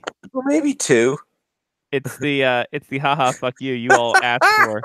The haha fuck you that after the show, Mark's like, listen, we got to get into this. We got to get into the wheelhouse of when we weren't like having lives. Oh man. Well, I So here definitely we go. didn't have a live in 2001. Oh, Yep. So man. 2001, 2002 is the rosters we're looking at. The Senators and the Thrashers, the teams we're looking at. October 30th is the day we're looking at from Phillips Arena in ATL show. Phillips Arena. Ladies and gentlemen, Yes, let's go and start with Johnny P. Oh, all right. I will not be taking the goalies, by I'm the going way. to go with Damian Rhodes. Haha, fuck you. Right off the hop. Damn it. Oh, feel the burn. Mm. Lyle. Okay. By the one sounds that of it, guess what? Johnny's not going to be taking the goalies either. It's true. Okay, I'm going to stick with the Thrashers here because the Senators are going to be, I hate to say it, they're going to be pretty, well, No, Lyle. a lot of them. no. Yeah. Ilya Kovalchuk. Odd. Mm. Now it gets hard. Johnny P. That's what she said. Um, Hmm. what about Mm. Well, this is early.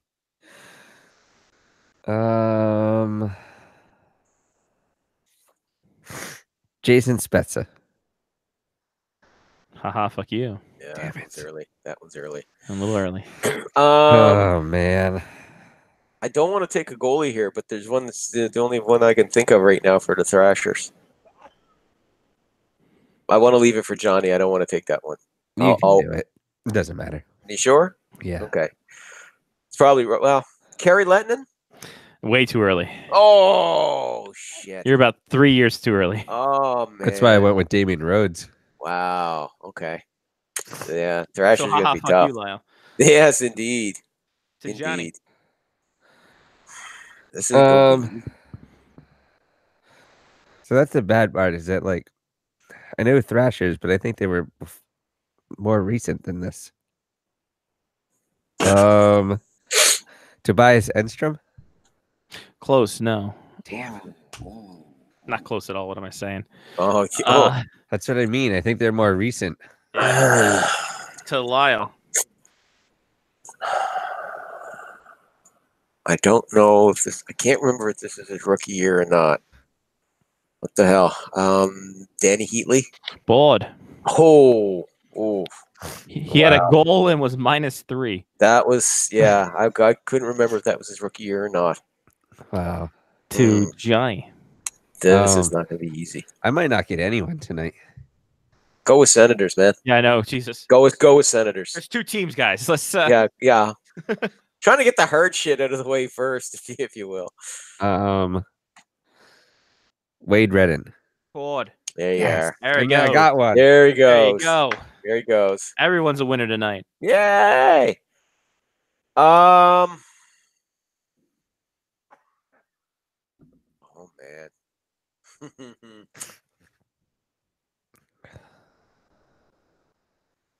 Oh, who's the guy? He has a thing. He blocks shots. I walked into that one. Darn it. Oh my god, I walked into that one. Kind of did. Oh, fuck, you're not helping, Scotty. His last name started with a V. Yeah. Okay, fine, fuck you. Vaclav Verada. There, take that. Oh, Lyle. Nope. I know. No. That wasn't even the guy we're thinking of. No. I mean, you just totally threw me. I walked it, but to be fair, Yeah. I walked. You kind of walked into that. I Who's really the guy? did. That's not your fault. I walked right into that one. That was I good. admitted it. That was good. To Okay.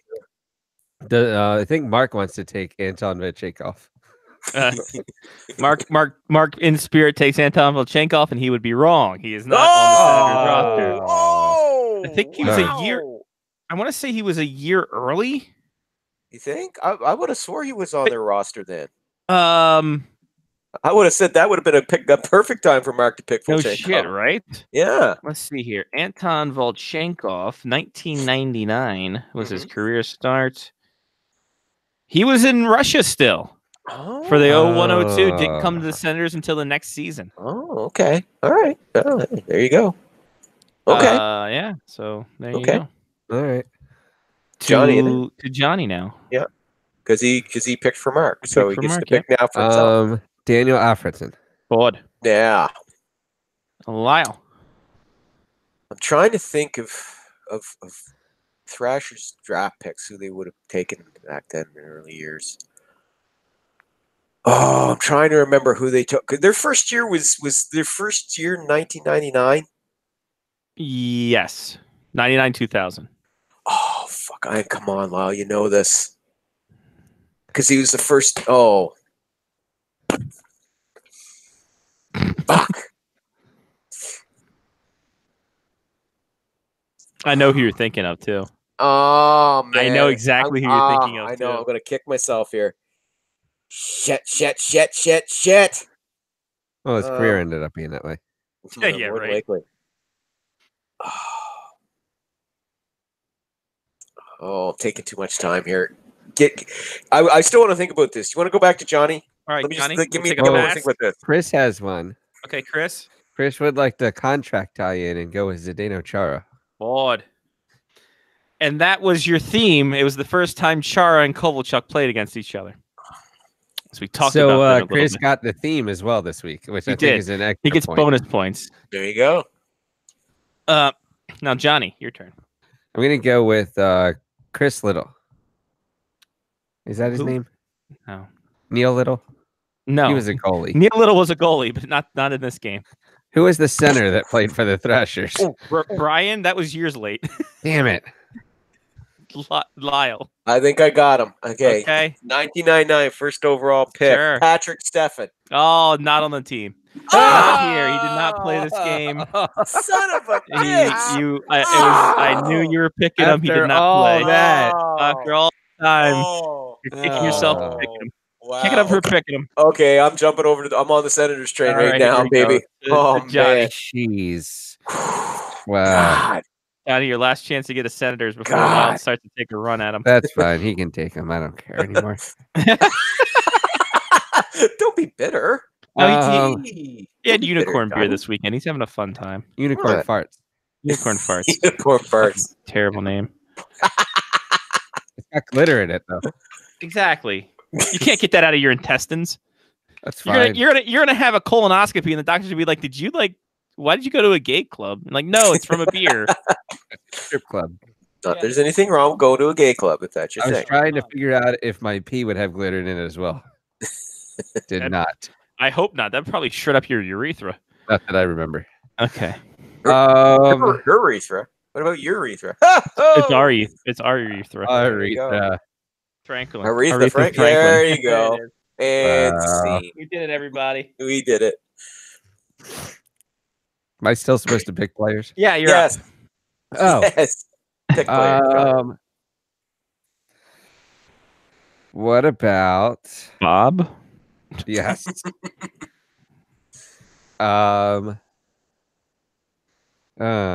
One of the two teams still, yeah. Mhm, Yep. yeah. Still the Senators, still the Thrashers, still 2001.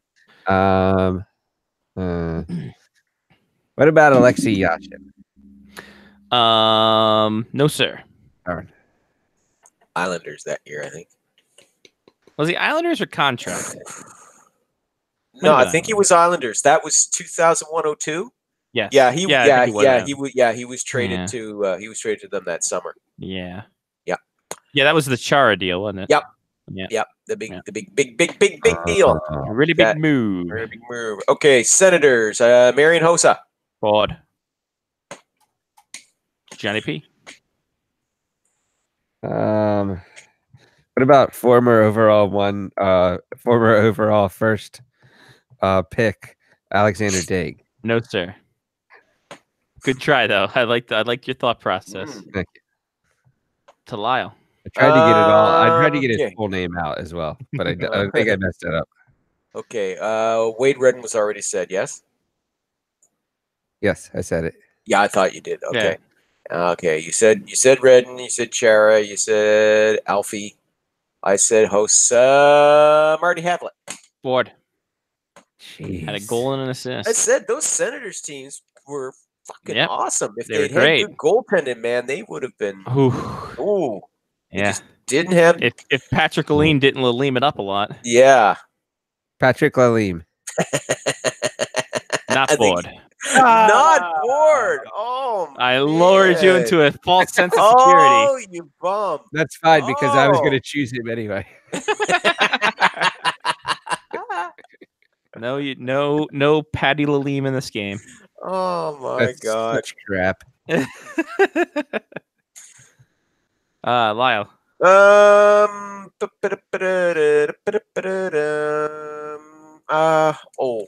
Chris Neal. Board.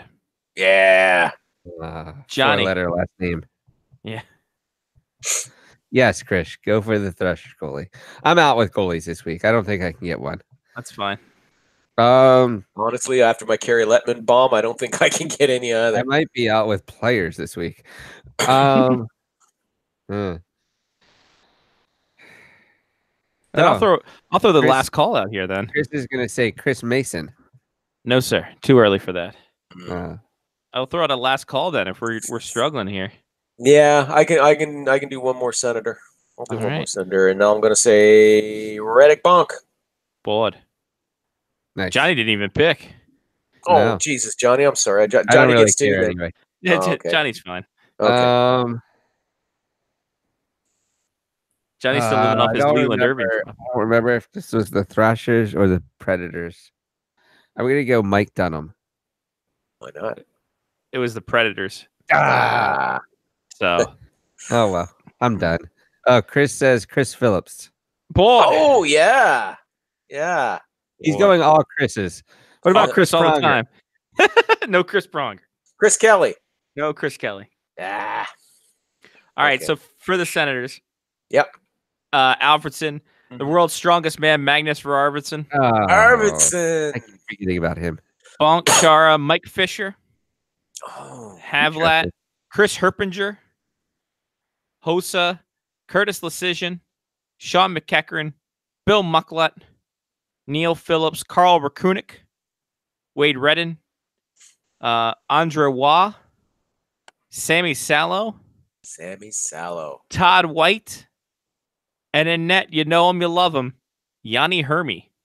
Oh, That's the thing with those Senators teams, man. They were so loaded, but their goaltending Their was just. backup was Oh, man. for the Atlanta Thrashers, Lubas Barteko, right. Peter Busick, Bob Corkum, Nat Dominicelli, Sean Donovan, Chicken Parm Ray Ferraro, Oh, that's right. Chicken parm. Heatley, Darcy Hordichuk, the leader of the Hercus Circus, Tony Hercus, Tony Hercus.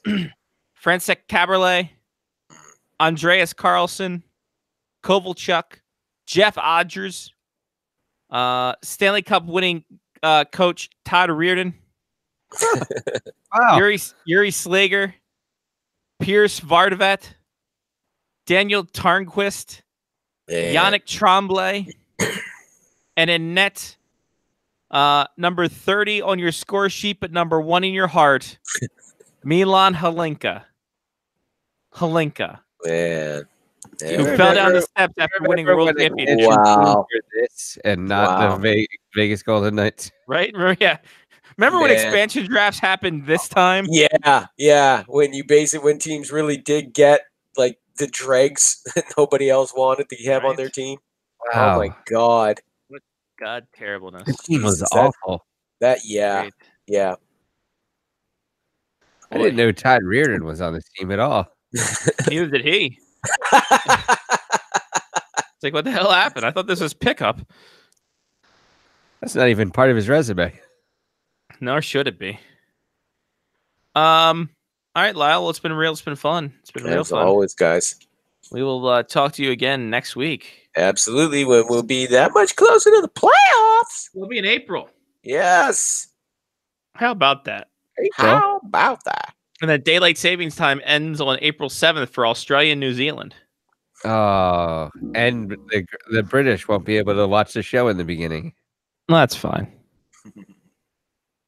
These things happen. Yeah. All right. Bye, Lyle. We'll talk to you next week. Talk to you next week, guys. Take care. There he goes. Lyle Richardson, SpectorsHockey.net, at Spectors Hockey on the Twitter machine. Johnny P, how about you give us some shout outs? So I haven't gotten any responses about how we put ads back in the show yet. Okay. We'll see how that goes. That was neither a shout out nor something that needed to be said on the show.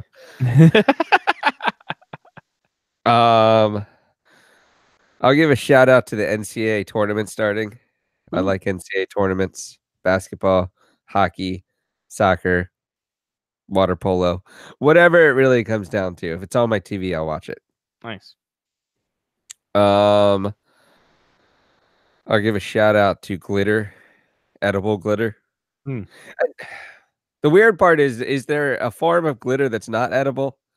Because I kind of want to stay away from that. So if anybody knows that, let us know. Why is Johnny up a little bit?